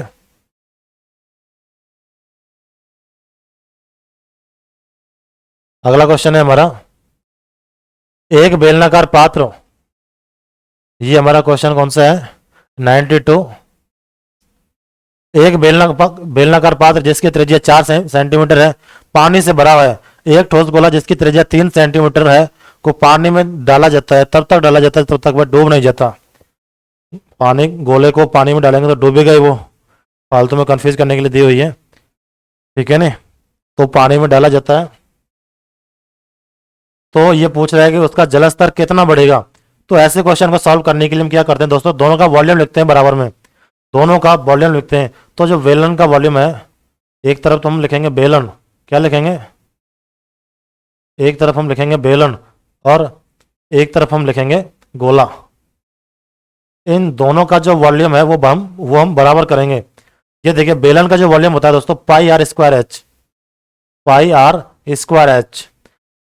बेलन कहाँ से बना है, ये गोला था, इस तरीके से, यानी कि इसमें सिर्फ हाइट ऐड हो गई, यानी कि हाइट का गुणा कर देते हैं, बाकी तो वृत्त की जो वृत्त का क्षेत्रफल होता है ना, वही होता है पाई आर स्क्वायर इंटू एच। ये बाद की बातें हैं। अभी ये देखें, गोले का क्षेत्रफल क्या होता है, 4/3 पाई आर क्यू, ये गोले का होता है, इसमें कोई हाइट वाइट नहीं होती, ये गोला होता है, इसमें 4/3 पाई आर क्यू हो जाएगा। अब ये देखिए, इसमें हमको काटना है, पाई आर कितना दे रखा है, आर दोस्तों हमें 4 सेंटीमीटर दे रखी है बेलन की, तो 4 स्क्वायर कीजिए, 4 स्क्वायर इंटू एच, एच नहीं है इसमें। फिर आगे देखिए, 4/3 पाई का पाई, आर आर इसमें देखिए दोस्तों, गोले की त्रिज्या 3 सेंटीमीटर दी हुई है, तो 3 क्यू। पाई से हम पाई को काट देंगे, पाई से पाई को सलटा दो, इस 4 से x का 1 स्क्वायर हटा दो, इस 3 से इसका 1 3 हटा दो, 2 बच जाएंगे बस। तो बराबर में ये कितना बचेगा, 9 बचेगा सिर्फ। और यहाँ कितना है, यहाँ कितना है, 4, 9/4। तो ये हमारा आंसर हो जाएगा, यानी कि जो बेलन की हाइट है, जो बेलन में हमने डाला था ना, उसका जलस्तर कितना बढ़ेगा दोस्तों, वो बढ़ेगा 9/4, 9/4 उसका जलस्तर बढ़ जाएगा। आगे क्वेश्चन देखिए, यदि एक आदमी प्रति माह 875 रुपये खर्च करता है और अपनी आय का 12.5% बचत करता है, बहुत अच्छा क्वेश्चन है दोस्तों, इसको हम बाई ट्रिक करेंगे बहुत ही आसानी से। ये देखिए कितना खर्च कर रहा है, 12.5%, 12.5% खर्च कर देता है। इस 12.5 को दोस्तों हम जब भिन्न में चेंज करते हैं ना, तो 1/8 लिखते हैं, इसको कैसे लिखेंगे, 12 दूना 24 और 1 25/2। अब इसमें 100 का गुणा कीजिए, 100 का भाग दीजिए 92 चेंज करने के लिए, 25 चौका 100 तो 1/8। समझ गए आप इस चीज़ को। तो इस तरीके से हम 92 चेंज करने के लिए 100 का भाग देते हैं, तो ये हो गया 1/8। 1/8 ये क्या कह रहा है, 12% की बचत करता है। इसका मतलब है कि 1 की बचत करता है, वो 1 की बचत करता है। और टोटल कितनी इनकम है उसकी, ये उसकी आय है। टोटल कितना है, 8। 8 तो उसकी आय है। 8 1 में से अगर हम इनकम में से हमारी आय घटा देंगे तो क्या आएगा, खर्चा आएगा। और यहाँ पर क्या दे रखा है उसने, 875 रुपये खर्चा दे रखा है। तो 7 बराबर है 875 के। तो उसने क्या पूछा है, तो उसकी मासिक आय क्या है, तो 1 बराबर कितने का हो जाएगा, 1 बराबर हो जाएगा 875/7। तो उसकी आय कितनी 8 है ना, तो 8 का यहाँ पर गुणा कर दीजिए। 8 बराबर कितने का हो जाएगा, इतने का हो जाएगा। गुणा कीजिए इसको, 7 एकम 7, 7 दूनी 14, 7 पंजे 35। तो 1000 इसका हमारा आंसर आ जाएगा। 1000 रुपये उसकी इनकम है। ठीक है दोस्तों, अगला क्वेश्चन देखिए 93 के बाद में 94। साधारण ब्याज पर एक राशि निश्चित धनराशि 20 वर्षों में इसकी 3 गुनी हो जाती है। इसी साधारण ब्याज पर इस कितने वर्षों में इसकी 2 गुनी हो जाएगी। दोस्तों ये क्वेश्चन है जो मैं करवा चुका हूं आपको। अभी मैंने कुछ मॉडल टेस्ट पेपर सॉल्व करवाए थे आपके, जिसमें इंपॉर्टेंट क्वेश्चन आप प्लेलिस्ट में जाके देखें। मान लेते हैं कि कोई धन है, वो कितना है, कोई धन 1 रुपया है। मान लेते हैं कि कोई 1 रुपया है, वह 20 वर्षों में 3 गुना हो जाता है। कितने में, 20 वर्षों में। ठीक है, और ये क्या कह रहा है कि अब ये देखिए 2 रुपये बढ़ने में उसको कितना टाइम लगा, 20 वर्षों का टाइम लगा उसको। अब ये आगे क्या पूछा है दोस्तों, ये हमारा यहाँ तक हो गया क्लियर। इसी साधारण ब्याज की दर पर यह कितने वर्षों में इसकी 2 गुनी हो जाएगी। ये देखिए, एक तो है 20 वर्षों में 3 गुना हुआ था, लेकिन ये पूछ रहा है एक जो है 2 गुना कब होगा, यानी कि 1 2 गुना कब होगा।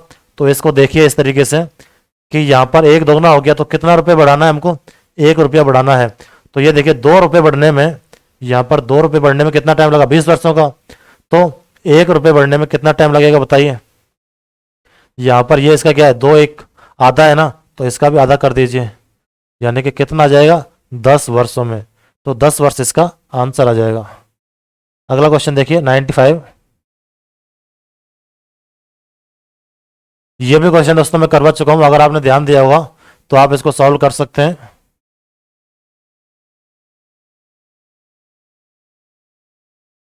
चक्रवृद्धि ब्याज, चक्रवृद्धि ब्याज पर यदि निश्चित धनराशि n वर्षों में 2 गुनी हो जाती है। मान लिया वह धन P है, कितना है, P है, n वर्षों में 2 गुनी हो जाती है। ये दोस्तों 2P हो जाती है कितने वर्षों में, n वर्षों में। यह कह रहा है कि 4 गुनी कब होगी।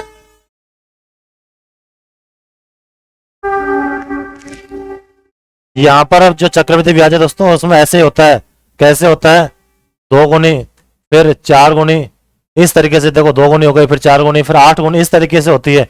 और टाइम वही सेम का सेम रहता है। यहाँ कितना टाइम लग रहा है, n टाइम लग रहा है, तो यहाँ पर भी n टाइम लगेगा। और यहाँ पर कितना हो जाएगा, 4 गुना हो जाएगा मूलधन, यानी कि वह 4 गुनी राशि हो जाएगी कितने टाइम में, यानी कि n और n टोटल 2n हो गया ना। यहाँ से यहाँ तक n टाइम लगा और यहाँ से यहाँ तक भी n टाइम लगा, तो टोटल हो गया 2n टाइम। तो हमारा आंसर हो जाएगा C।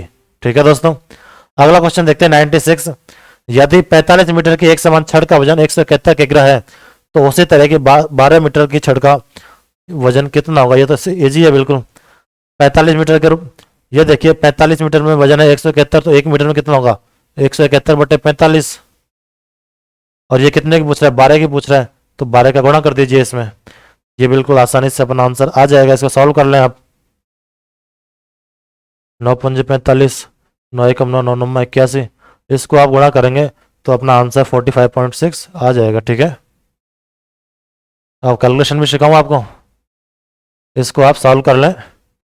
97 क्वेश्चन देखें। एक व्यापारी ने 12% छूट के साथ 13,560 में मोबाइल फोन सेट को बेचा और 21% का लाभ लिया। यदि कोई छूट नहीं दी जाती तो उसका लाभ प्रतिशत बताइए कितना होगा।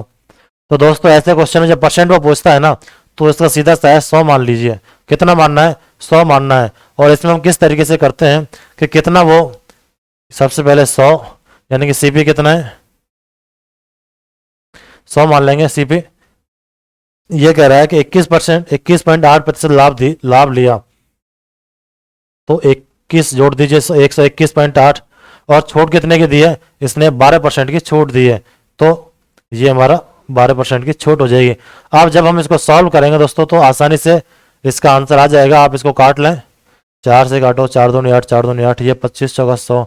इसको आप सॉल्व कर लें, आपका आंसर 138.4 आएगा। अब ये कह रहा है कि उसके लाभ का प्रतिशत नया क्या होगा, तो 38.4 उसका लाभ होगा।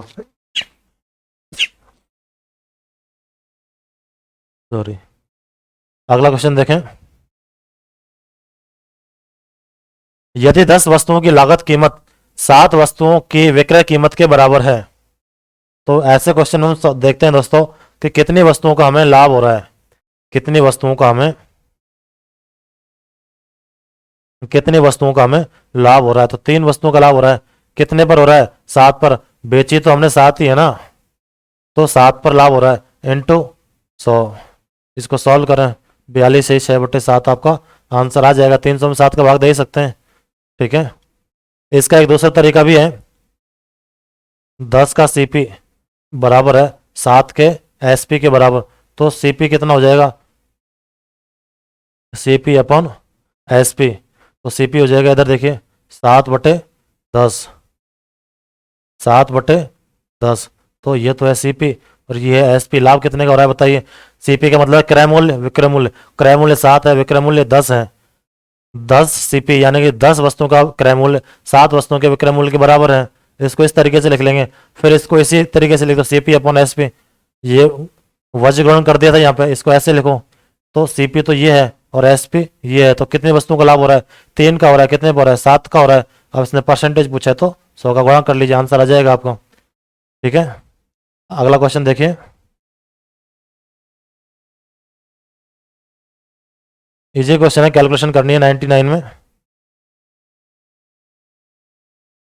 8/4, इसमें कितना बचेगा? 1 बचेगा, इंटू 1 इंटू 4, इसमें देखिए कितना बचेगा, फिर गुणा का कोई है नहीं इधर, 4 दूनी 8,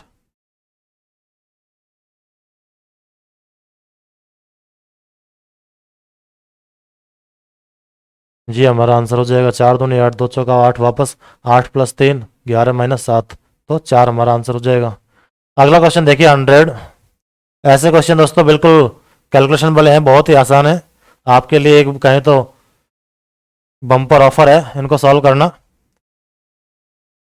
अगला क्वेश्चन है, एक आयत की लंबाई तथा चौड़ाई के बीच 23 मीटर का अंतर है, यदि इसका परिमाप 206 मीटर है। इसमें दोस्तों अंतर दिया हुआ है और परिमाप, परिमाप देखिए आयत का जो परिमाप होता है उसका फॉर्मूला क्या है? 2 × L + B बराबर कितना दे रखा है? परिमाप कितना है? 206 है। और इसको थोड़ा सॉल्व कीजिए, 2 से हम काटेंगे तो कितना आएगा?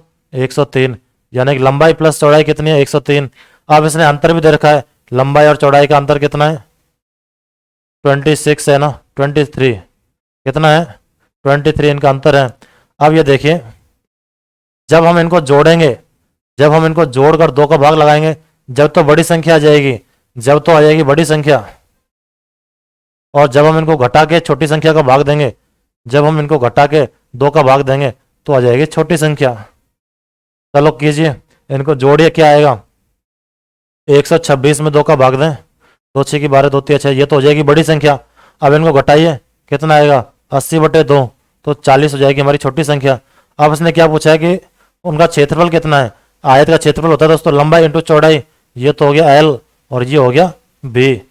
हम इसको घटाएंगे ना, तो इसको ऐसे करेंगे, ये माइनस ये प्लस,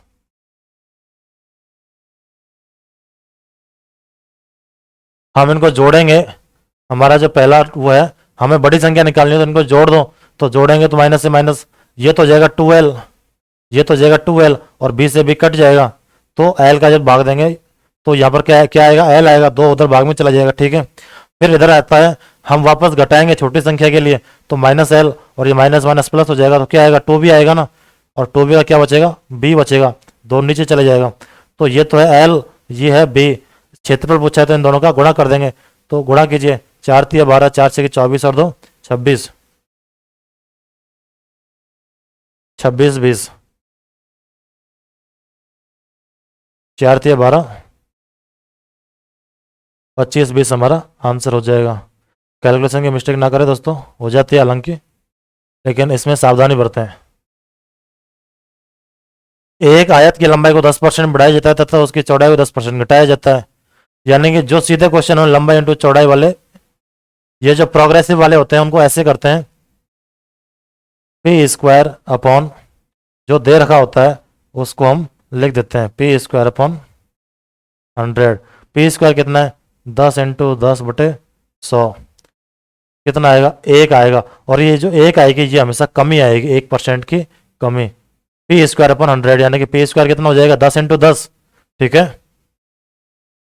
1 से 2 क्वेश्चन देखें, यदि केले की कीमत को 20% घटाया जाता है, उसी राशि में 10 में 5 केले अधिक खरीदे जा सकते हैं। अब इस क्वेश्चन को देखिए कि यदि 10 रुपए में, यदि केले की कीमत है जो 20% घटाई जाती है और 10 रुपए में 5 केले अधिक खरीदे जा सकते हैं, उसी राशि यानी कि 10 में, तो जो 20% घटाया है ना वो कितना है, वो 10 रुपए है। तो ये देखिए 10 का 20% निकाल लीजिए एक बार,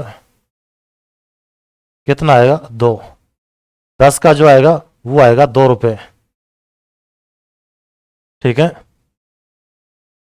आगे क्या कहा गया है कि इसने 2 रुपए में 5 केले अधिक खरीदे जा सकते हैं, बिल्कुल 2 रुपए में 5 केले अधिक खरीदे जा सकते हैं। तो अब मुझे ये बताइए कि ये जो घटाने के बाद में कीमत आई ये कितनी थी, ये 80% थी, कितनी थी, 80% थी, और जो होता, जो परसेंटेज होता है वो कहाँ लिखते हैं, वो नीचे लिखते हैं। और इसने क्या पूछा है, इसने प्रारंभिक कीमत पूछी है, यानी कि 100 का मान हमसे पूछा है, तो 20 पंजे 100, 20 चौका 80, 2 दूने 4, 1/2 हमारा आंसर आ जाएगा। इसमें क्या दे रखा है, 50 पैसे। इसको दोबारा देखिए, यह कह रहा है कि यदि केले की कीमत को 20% घटाया जाता है, ठीक है घटा देंगे, तो उसी राशि में, यानी कि जो प्रारंभिक राशि है 10 रुपए, उसमें से 10 में 5 केले अधिक खरीदे जा सकते हैं, यानी कि 10 का जो 20% है, इस 10 का 20% है, यानी कि कितना आएगा, 2 रुपए। इस 2 रुपए में 5 केले अधिक खरीदे जा सकते हैं, 2 रुपए में 5 केले अधिक खरीदे जा सकते हैं, 2/5, और ये 2/5 कितना है, 80% है, तो ये लिखेंगे हम नीचे। और इसने हमें शुरुआती मान पूछा, यानी कि 100 का मान पूछा है, तो इस तरीके से हम इसको सॉल्व कर लेंगे। 103 क्वेश्चन देखिए, 10 पुरुष एक कार्य के हिस्से को 10 दिन में पूर्ण कर सकते हैं, जबकि इसे 10 दिन में पूर्ण करने के लिए 12 महिलाओं की जरूरत होती है। बहुत अच्छा क्वेश्चन है दोस्तों।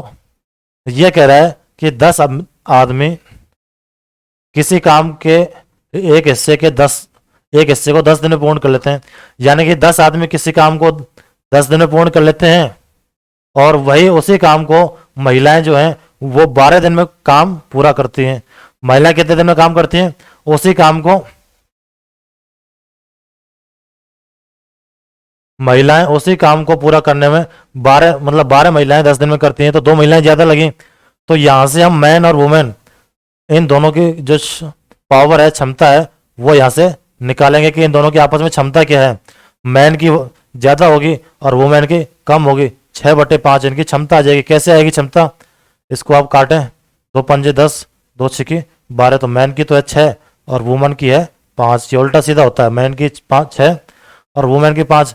जब वुमेन ज़्यादा काम ले रही हैं, ज़्यादा दिन ले रही हैं उसी काम को करने में, ज़्यादा महिलाएं ले रही हैं उसी 10 ही दिन में करने में, तो रियल सी बात है, बेसिक सी बात है कि उनका जो है कार्य क्षमता कम होगी।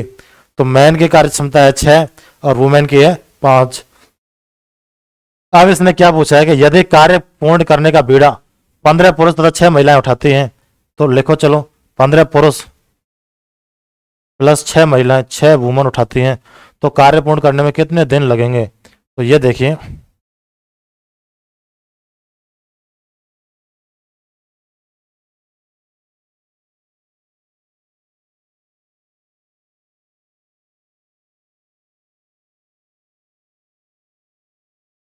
ये कह रहा है कि 15 पुरुष 15 मेल उस कार्य को पूर्ण करने का बीड़ा उठाते हैं, तो कितने दिन का था वो? 10 दिन में।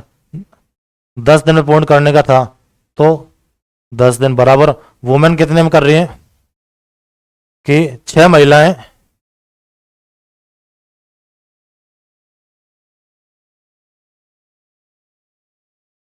15 मैन और 6 वुमेन इस तरीके से कार्य को कंप्लीट करते हैं। दोस्तों ये तो था हमारा टोटल कार्य, कुल कार्य। कुल कार्य कैसे निकालते हैं कि कितने आदमी हैं, उनके उनकी कार्य क्षमता कितनी है, और वह शुरू में उस काम को कितने दिन में पूरा कर रहे थे। तो ये तो है कुल कार्य। ये क्या है दोस्तों? ये है कुल कार्य, और यहां पर ये दोनों मिलके काम को कर रहे हैं उसको, तो ये कितना टाइम लेंगे? तो मैन की कार्य क्षमता कितनी है? 6 है। 15 इंटू 6 90 इंटू 10, यानी कि ये तो आ जाएगा 900 बराबर 15 छिकी 90। मैन की कितनी? 6 है ना, तो एम की जगह 6 लिखेंगे। 15 छिकी 90 प्लस वुमेन की कितनी है? 30 है, तो 5 है, तो 6 पंजे 30, ये आ जाएगा 120। 120। अब ये कितने दिन में काम को कंप्लीट कर रही है वो हमें पता नहीं है, तो इसको काटिए 112 से, 0 से 0,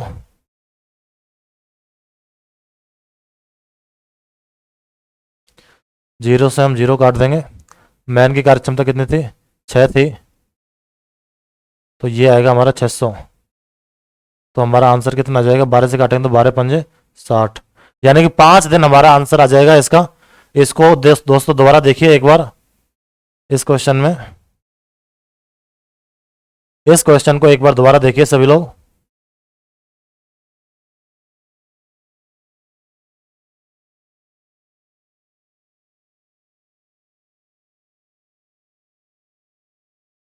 इसको इस तरीके से करेंगे दोस्तों कि 10 पुरुष एक कार्य के 10 एक हिस्से को 10 दिन में पूर्ण करते हैं, उसी कार्य को जबकि इसे 10 दिन में पूर्ण करने के लिए, यानी कि उतने ही दिन में पूर्ण करने के लिए 12 महिलाओं की जरूरत होती है। यानी कि 10 आदमी किसी काम को 10 दिन में कर देते हैं, जबकि महिलाओं को वही काम 10 दिन में ही करने के लिए 12 महिलाओं की जरूरत पड़ती है। तो इनकी सबसे पहले हम क्षमता निकालते हैं। क्या निकालते हैं? क्षमता निकालते हैं। वो कैसे निकालेंगे? 10 मैन बराबर किसके हैं? 12 वुमेन के हैं, यानी कि दोनों की कार्य क्षमता बराबर है ना, तो मैन अपॉन वुमेन कितने? 6 अपॉन 5, ये मैंने अभी थोड़ी देर पहले बता दिया। अब यहां से कुल कार्य निकालिए, यानी कि आदमी उस काम को कितने दिन में कार्य पूरा करते हैं।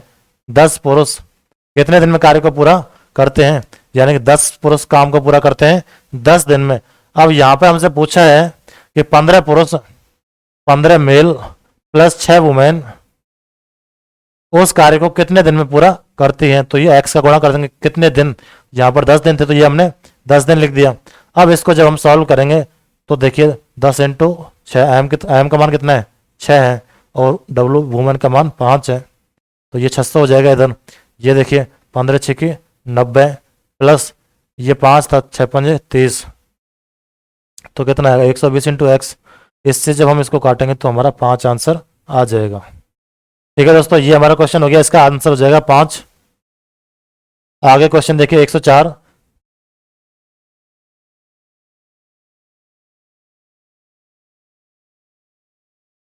पांच क्रमागत सम संख्याओं का औसत एबीसीडी का औसत 52 है। यानी कि औसत क्या होता है दोस्तों? औसत होता है बीच की संख्या। क्या होता है औसत? बीच की संख्या होती है। यानी कि ये लिखो, ये 52 लिख दो, ये क्या दोस्तों? बीच की संख्या। और 5 संख्या है तो इधर देखो 54 लिख दो और इधर 56 लिख दो। इधर क्या लिखोगे? इधर 50 और इधर 48, यानी कि ए सी डी, ये होगी 5 संख्या। इनका औसत कितना आएगा? 52 आएगा। ठीक है, ये आसान तरीका है सॉल्व करने का। ये पूछ रहा है बी तथा ए का गुणनफल कितना है।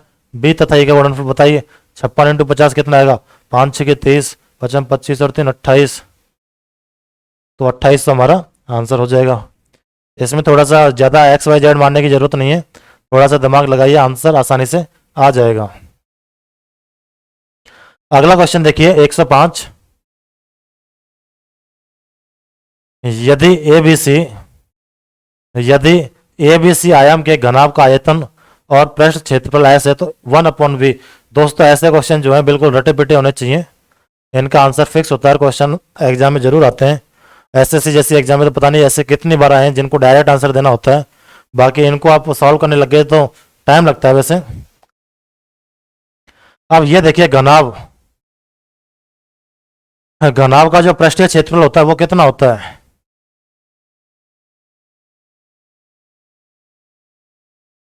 ये होता है घनाभ का पृष्ठीय क्षेत्रफल। घनाभ का आयतन v और पृष्ठ क्षेत्रफल s है, तो ये तो हमने लिख दिया पृष्ठीय क्षेत्रफल। और अब हम लिखेंगे वॉल्यूम। घनाभ का क्या लिखेंगे? वॉल्यूम। तो वॉल्यूम कितना होता है बताइए? घनाभ का वॉल्यूम होता है लंबाई, चौड़ाई, ऊंचाई, ए, बी और सी। अब इसने क्या पूछा है? इसने हमसे पूछा है 1/v। 1/v किसके बराबर है? ठीक है, 1/v लिख देंगे 2/v, 2/s। ये हमने ऐसा क्यों लिखा? क्योंकि यहाँ पे इस s को हम इधर भेज देंगे नीचे, तो यहाँ क्या रह जाएगा? 1 रह जाएगा, और ये हो जाएगा 1/v इक्वल टू 2/s। अब इसको लिखिए, जब हम ए बी सी का भाग ए बी में देंगे तो क्या बचेगा? सी बचेगा ना, ए बी से ए बी कट जाएगा। बी सी में देंगे ए बी सी का भाग तो क्या बचेगा? ए बचेगा। इसी तरीके से यहाँ बी बचेगा। तो आंसर क्या है हमारा बताइए? 2/s, 1/a, 1/b, 1/c। तो ये हमारा सही आंसर हो जाएगा। ये कंप्यूटर के क्वेश्चन है दोस्तों। एक हार्ड डिस्क को ट्रैक्स में विभाजित किया जाता है जिन्हें आगे उपविभाजित, ये सेक्टर हम करते हैं दोस्तों। इस तरीके से कंप्यूटर के अंदर चिप्स होती है, ट्रैक्स होते हैं जिनको सेक्टर हम आगे विभाजित करते हैं। अगला क्वेश्चन देखिए, एक कंप्यूटर कीबोर्ड में कंट्रोल शिफ्ट डेल डिलीट और इंसर्ट कुंजियों को विशिष्ट कुंजियां कहा जाता है। विशिष्ट कुंजियां, स्पेशल कीज कहा जाता है। ठीक है, अगला क्वेश्चन देखिए,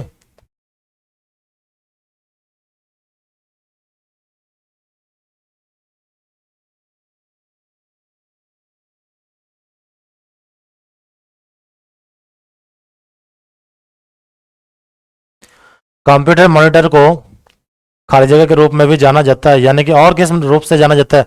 जो हमारे सामने कंप्यूटर की स्क्रीन रखी रहती है ना, उसको हम और किस नाम से जानते हैं? तो उसको हम जानते हैं visual display unit, VDU, visual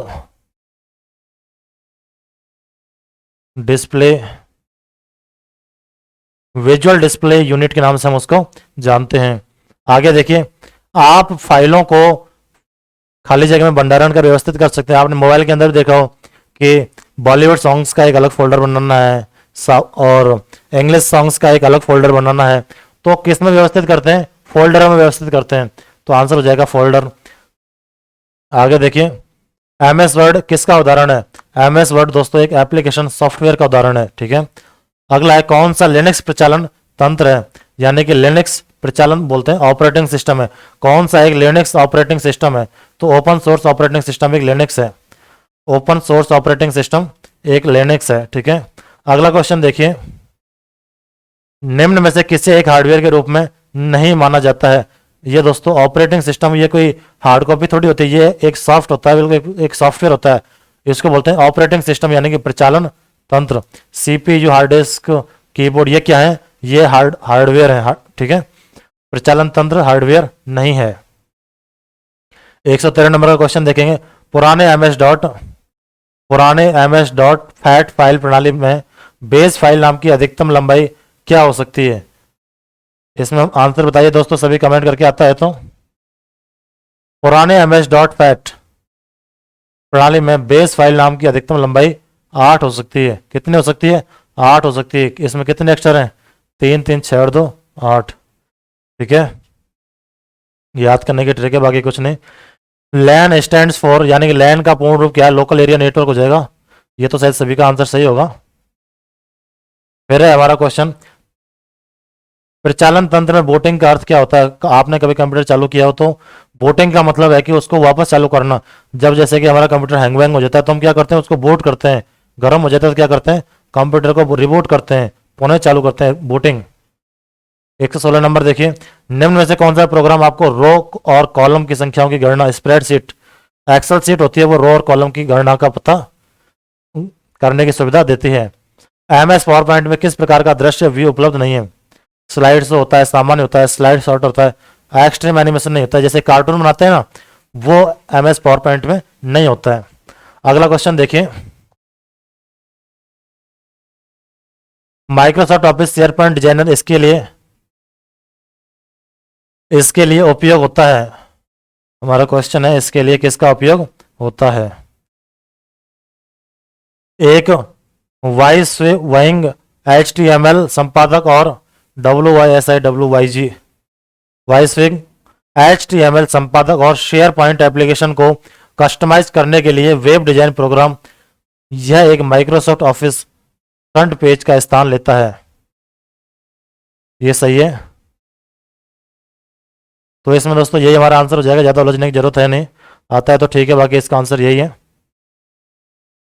अगला क्वेश्चन देखिए, रैम के लिए निम्न में से क्या सत्य नहीं है? क्या सत्य नहीं है? रैम एक अस्थायी भंडारण, बिल्कुल सही है।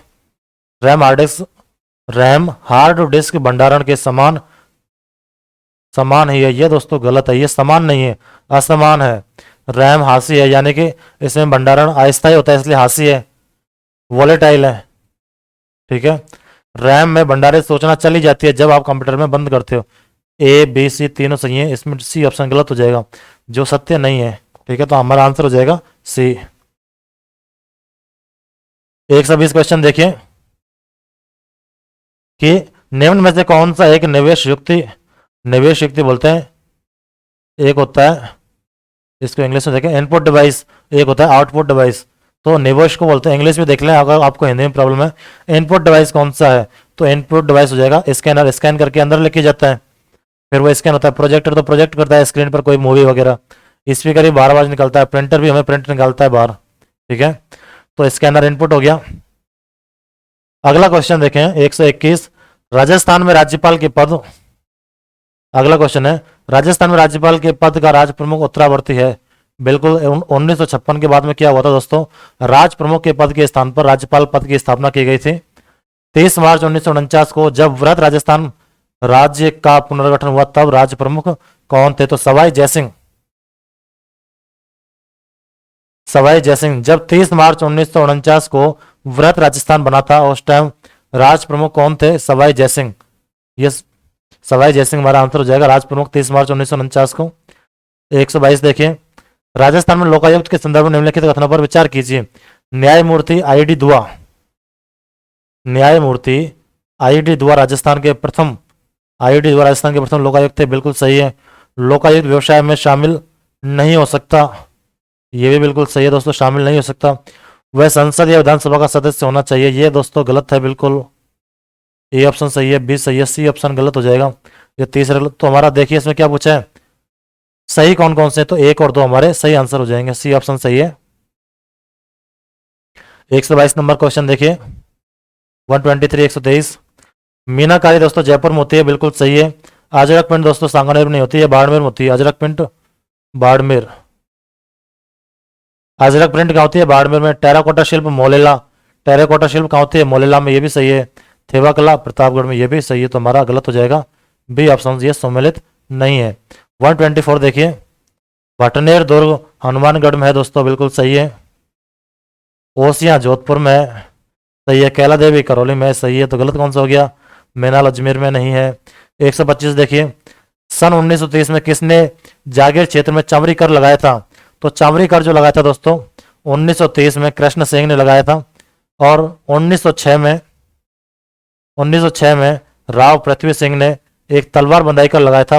राव पृथ्वी सिंह ने चमड़ी कर क्या होता था कि जिसे प्रत्येक को अपनी पुत्री के विवाह पे समय देना अपेक्षित था, यानी कि चमड़ी कर था 5 रुपए का होता था, 5 रुपए का चमड़ी कर होता था जो राव कृष्ण सिंह ने लगाया। पुत्री के विवाह पर ये 5 रुपए का कर देना होता था, जिसको हम चमड़ी कर बोलते थे। अगला क्वेश्चन देखिए 126, चित्तौड़गढ़ के विजय स्तंभ के बारे में निम्न तथ्यों को पढ़िए। यह प्रसिद्ध है कि इसे महाराणा कुंभा ने बनवाया था, बिल्कुल सही बात है। इसके कुल 11 मंजिल हैं, ये दोस्तों गलत है, ठीक है। इसमें जैता की मूर्ति है, जो चित्तौड़गढ़ का विजय स्तंभ है उसमें जैता की मूर्ति है, महाराणा कुंभा ने बनाया, ये बिल्कुल सही है। इसमें 11 मंजिल हैं, ये गलत है। तो पहला और तीसरा इसमें सही आंसर। 127 देखिए, निम्नलिखित में से राजस्थान के संलग्न जिले यानी कि आपस में सटते हुए जिले कौन कौन से हैं? संलग्न यानी कि कॉन्टिग्युअस बोलते हैं, आपस में लगते हुए। सिरोही, पाली और जालौर। सिरोही, पाली और जालौर हमारा सही आंसर हो जाएगा बी। 128 देखिए, किस अनुच्छेद के तहत पंचायतों को संवैधानिक दर्जा दिया गया था? तो अनुच्छेद 243 के तहत पंचायतों को संवैधानिक दर्जा दिया गया। 73 में संविधान संशोधन था, कब हुआ था ये? 73 में संविधान संशोधन हुआ था, 1992 में हुआ था।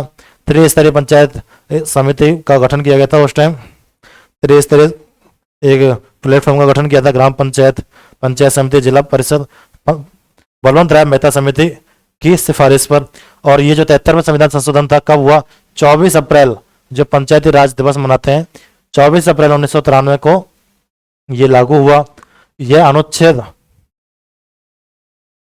यह भाग 11 में है। किसमें? भाग 11 में है। और इसके अंतर्गत अब टोटल 29 विषय हैं। कितने? 29 विषय हैं। दोस्तों ये इंपॉर्टेंट है, पंचायती राज से संबंधित क्वेश्चन आपको आता ही आता है किसी न किसी एग्जाम में, और आपके आगामी एग्जाम में भी जरूर मिलेगा। मध्यकालीन मेवात के संत थे दोस्तों लालदास, ये अजमेर से संबंधित थे। लालदास जी अजमेर से संबंधित थे। ये मध्यकालीन मेवात के प्रसिद्ध संत थे। कौन? लालदास जी, ठीक है। जनगणना 2011 के अनुसार उदयपुर में सबसे ज्यादा क्या थी? सबसे ज्यादा जनजाति थी, मैक्सिमम जनजाति उदयपुर में थी। महात्मा गांधी नरेगा योजना का क्रियान्वयन दोस्तों वैसे तो सेंटर के थ्रू होता है, सेंटर के बाद में इसका संचालन ग्राम पंचायतें ग्राम सभाएं करती हैं, ठीक है। कौन करता है? सॉरी दोस्तों, ग्राम सभा गलत है, ग्राम सभा तो एक बैठक होती है, इसका जो संचालन है वो ग्राम पंचायत करती है, ठीक है। तो ग्राम पंचायत इसका सही आंसर हो गया। हमारा यही काम है नरेगा संचालन करने का, ये डिमांड देना, उस लेबर को लगाना, यानी कि नरेगा में हम लोगों को रोजगार उपलब्ध करवाते हैं 100 दिन का। ये सेंटर की स्कीम में 2009 में ये एक्टिवेट हुई थी। अब ये देखिए हमारा अगला क्वेश्चन है, खानवा का युद्ध, बटनेर, सुमेलगिरी, हल्दीघाटी युद्ध को क्रम के अनुसार व्यवस्थित कीजिए। इनमें दोस्तों सबसे पहले बटनेर का युद्ध हुआ था। कौन सा? सबसे पहले बटनेर का युद्ध हुआ था, फिर खानवा का युद्ध हुआ था। बटनेर, खानवा, सुमेलगिरी का हुआ, फिर बटनेर, खानवा, सुमेलगिरी, फिर हुआ है हल्दीघाटी का युद्ध। तो ये देखिए 213 कहां पर है? 2134 हमारा आंसर हो जाएगा, इसमें बी ऑप्शन हमारा आंसर हो जाएगा। सबसे पहले बटनेर, खानवा, सुमेलगिरी, ठीक है। बटनेर और कहाँ है? हनुमानगढ़ में, ये शायद हमने थोड़ी देर पहले किया है। निम्नलिखित में से कौन से राजपूत सरदार हल्दीघाटी के युद्ध में राणा प्रताप के पक्ष में लड़े थे? तो इसमें 3 तो थे राणा, ये क्या पूछा है? राजपूत सरदार जो हल्दीघाटी के युद्ध में राणा प्रताप के पक्ष में लड़े थे। राम सिंह तंवर राणा प्रताप के साथ हल्दीघाटी के युद्ध में लड़े थे। झाला भी था, बेदा झाला भी थे। रावत कृष्णदास चुंडावत भी थे, भी थे। माधव सिंह कछवा नहीं थे, ठीक है दोस्तों। तो इसमें देखिए 1 2 3 तो थे, आंसर हमारा सी ऑप्शन। 134 देखिए तेजाजी का जन्म स्थान करनाल था, ये ऑप्शन सही हो जाएगा। 135 देखिए फूलडोल उत्सव दोस्तों रामस्नेही संप्रदाय से संबंधित है। फूलडोल उत्सव रामस्नेही संप्रदाय से संबंधित है। भारतीय संविधान का कौन सा अनुच्छेद मंत्रियों की नियुक्ति, कार्यकाल, जिम्मेदारी, योग्यता, वेतन से संबंधित है? तो अनुच्छेद 134 मंत्रियों की नियुक्ति, कार्यकाल, जिम्मेदारी से संबंधित है। कौन सा? अनुच्छेद 164। अब ये देखिए राजस्थान में कितने विधानसभा चुनाव क्षेत्र क्रम से, यानी कि राजस्थान में 200 विधानसभा क्षेत्र हैं, उसमें से कितने तो एससी के लिए हैं, कितने तो अनुसूचित जाति के लिए हैं, एससी के लिए हैं, और कितने एसटी के लिए हैं? तो इसमें दोस्तों 34 तो हैं दोस्तों एससी के लिए, कितने? 34 तो हैं एससी के लिए और 25 हैं एसटी के लिए, ठीक है। तो कितने क्षेत्र आरक्षित हो गए टोटल? 9 और 5, यानी कि 200 में से 59 एससी एसटी के लिए आरक्षित हैं, जिसमें से 34 तो हो गए किसके? एससी के, और एसटी के 25, ठीक है दोस्तों। अगला क्वेश्चन देखिए 138, मुंडियार रिख्यात मारवाड़ के राठौड़ों से संबंधित है। मुंडियार रिख्यात मारवाड़ के राठौड़ों से संबंधित है। राजस्थान सूचना आयोग की स्थापना अप्रैल 2006 में हुई थी। अप्रैल 2006 में राजस्थान सूचना आयोग की स्थापना हुई थी। अब ये देखिए इसमें क्या पूछ रहा है? असंगत युग में पूछ रहा है, असंगत युग में कौन सा है? तो पहला चरण 18 मार्च को, दूसरा 25 मार्च को, तीसरा 18 अप्रैल को। इसमें तीसरा चरण कहाँ है? 25 मार्च थोड़ी, 18 अप्रैल है, तो ये गलत हो जाएगा। दूसरा देखिए 25 मार्च को, ये फर्स्ट चरण, ये सेकंड, ये थर्ड चरण, तो द्वितीय 25 मार्च को हो जाएगा, तीसरा 18 अप्रैल को हो जाएगा, चतुर्थ हो जाएगा 30 मार्च को, 30 मार्च को हो जाएगा चतुर्थ चरण, और पंचम चरण हो जाएगा 15 मई को। ठीक है, ये जो 3 थे दोस्तों ये तो थे मार्च में। ठीक है, 18 मार्च, 25 मार्च, 18 अप्रैल, 30 मार्च, फिर आता है 15 मई। ठीक है दोस्तों, अगला क्वेश्चन देखें 141। सन 2021 में घोषित पद्मश्री सम्मान से राजस्थान के किसे सम्मानित किया गया था? तो दोस्तों एक ट्रिक है इनको याद करने की कि इनको कैसे याद करें। ये तीनों ही थे, अर्जुन सिंह शेखावत, लाका खान, श्याम सुंदर पालीवाल। श्याम ने अर्जुन को लाख बार समझाया, श्याम ने अर्जुन को लाख बार समझाया। श्याम मतलब श्याम सुंदर पालीवाल, अर्जुन यानी कि अर्जुन सिंह शेखावत, और लाख बार यानी कि लाका खान। इन तीनों को पद्मश्री सम्मान से 2021 में सम्मानित किया गया था। तो ये थी दोस्तों हमारी ट्रिक। 144 देखिए, 142 जनवरी 2021 देखिए, जनवरी 2021 में किसे राजस्थान मानवाधिकार आयोग का अध्यक्ष नियुक्त किया गया था? तो ये थे दोस्तों जीके व्यास। जीके व्यास को मानवाधिकार राजस्थान मानवाधिकार आयोग का अध्यक्ष चुना गया था। किसको? जीके व्यास को। अगला क्वेश्चन देखिए, जयपुर लिटरेचर फेस्टिवल निम्न में से किस जयपुर लिटरेचर फेस्टिवल निम्न में से कौन सा संस्करण था? दोस्तों ये जो था 14वां संस्करण था, जो 19 फरवरी से 28 फरवरी को हुआ है। 19 से 28 फरवरी के बीच में हुआ जो 14वां संस्करण था। ठीक है, अगला क्वेश्चन देखिए, चलो दिल्ली मारो फिरंगी एरनपुर छावनी का नारा था। चलो दिल्ली मारो फिरंगी का नारा राजस्थान के कहाँ के क्रांति 1857 की क्रांति में,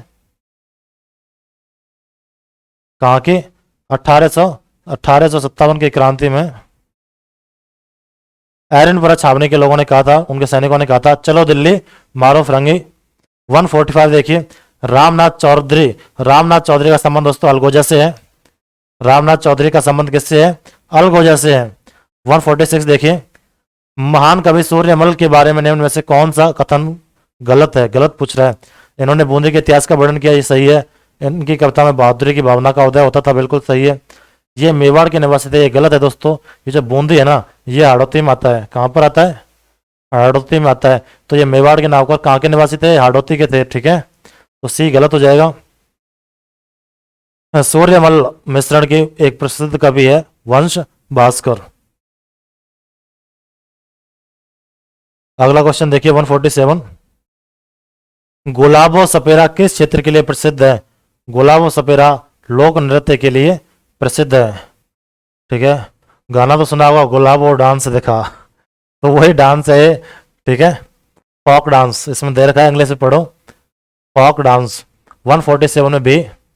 148 देखिए, यदि राजस्थान लोक सेवा आयोग का अध्यक्ष सदस्य इस्तीफा देना चाहता है तो वह अपना त्यागपत्र किसको देता है? अगर आरपीएससी का जो है अध्यक्ष, आरपीएससी का अगर कोई अध्यक्ष है या सदस्य वो इस्तीफा देना चाहे तो वह राज्यपाल को इस्तीफा दे सकता है। और अगर राष्ट्रपति को किसी हटाना, अगर किसी को आरपीएससी के सदस्यों में से किसी को हटाना है तो वह कौन करता है? राष्ट्रपति। राष्ट्रपति अध्यक्ष या उसके सदस्य को हटा सकता है। बाकी अगर ये लोग अपना इस्तीफा देंगे तो किसको देंगे? राज्यपाल को देंगे। तो हमारा आंसर हो जाएगा बी, राज्यपाल। 149 देखिए, उस व्यक्तित्व का नाम बताइए, उस व्यक्तित्व का नाम बताइए जो कि अभिनव भट्टाचार्य के नाम से भी जाना जाता है। तो महाराणा कुंभा की उपाधियां बहुत सारी। ठीक है, अभिनव भट्टाचार्य महाराणा कुंभा को कहा जाता था। आज का दोस्तों लास्ट क्वेश्चन देखिए, और ये हमारे पटवारी का लास्ट क्वेश्चन था। अरावली पर्वतमाला की निम्न चोटियों को बढ़ते हुए क्रम में, तो ये आपको पता है कि सबसे बड़ी तो है गुरु शिखर। गुरु से दिल लगा के पढ़ाई करवाओ, गुरु से दिल, गुरु से दिल जरा संभल के लगाइए। समझ गए? फीस तो वो लेंगे ही लेंगे। तो सबसे पहले गुरु शिखर, सबसे पहले है गुरु शिखर जिसकी हाइट थी 1722 मीटर। गुरु से दिल जरा संभल के लगाइए। गुरु शिखर की हाइट है 1722। शेर की हाइट है दोस्तों 1431। शेर 1597, सॉरी, शेर की हाइट हो जाएगी 1597। और दिल फॉर दिलवाड़ा, दिलवाड़ा की हाइट है 1442। और जरगा, जरा फॉर जरगा 1431। ये दोस्तों मैंने आपको एक याद करने की ट्रिक बताई है, ठीक है। तो गुरु शिखर की हाइट है 1722, सबसे ऊंची है। गुरु शिखर से नीचे है गुरु से शेर यानी कि 1527, यानी कि इससे 25 मीटर छोटी है। आपको अगर ऊंची सेकंड नंबर की चोटी याद ना है ना, तो 25 तो याद रह सकता है कि यार उससे 25 मीटर छोटी है। और फर्स्ट और लास्ट तो सभी को हमेशा याद ही रहता है। सबसे ऊंची राजस्थान की चोटी 1722 गुरु शिखर में है, गुरु शिखर है। इससे 25 मीटर छोटी यानी कि 125 मीटर छोटी, 1597 मीटर इसकी ऊंचाई है। किसकी? शेर की। फिर है दिलवाड़ा, दिलवाड़ा की 1442 है। कितनी है? दिलवाड़ा। आजकल आपने एक ये तो बहुत पढ़ा होगा, दिलवाड़ा पढ़ा होगा ना। दिल लगा कैसे लगता है? 143 से लगता है ना। तो 2 डिजिट तो आपके फिक्स ही हैं, 1 4, और इससे आगे फिर आप देख ही लेंगे 1442। 1442 इसकी हाइट हो जाएगी। दिल जरा संभल के लगाइए, समझ गए? तो ये ट्रिक क्यों बनाई? ये किससे संबंधित है? और किसी से लग जाता है तो कितनी बार लगता है? वो एक बार ही लगता है, दोबारा लगता है तो वो टूट ही जाता है। दिल हमेशा एक बार ही लगता है, दिल हमेशा एक बार ही लगता है, इसलिए जरा संभल के लगाइए। तो 1431 जरगा की हाइट है, जरा यानी कि एक तो आएगा इसमें 1431, ये इसकी हाइट है। मुझे पता है दोस्तों इनको याद करना डिफिकल्ट होता है, लेकिन आपको कहीं ना कहीं एक हल्के से ट्रिक भी मिल जाए तो इनको याद करना बहुत आसान है। जरा यानी कि उस जरा में लास्ट में एक आएगा, हमें जरा ही दिल लगाना यानी कि एक बार ही दिल लगाना है। तो 143 इसका मतलब है दिल, और जरा का मतलब है एक बार ही लगाना है, ठीक है। तो दोस्तों ये हो गए हमारे आज के सारे क्वेश्चन, और आप अपना आंसर है, क्वेश्चन है, स्कोर है, वो इससे चेक कर सकते हैं। तो ठीक है दोस्तों, स्कोर कितना बैठ रहा है आपका वो मुझे कमेंट करके बताइए। आज की क्लास हम यही समाप्त करते हैं। Thank you.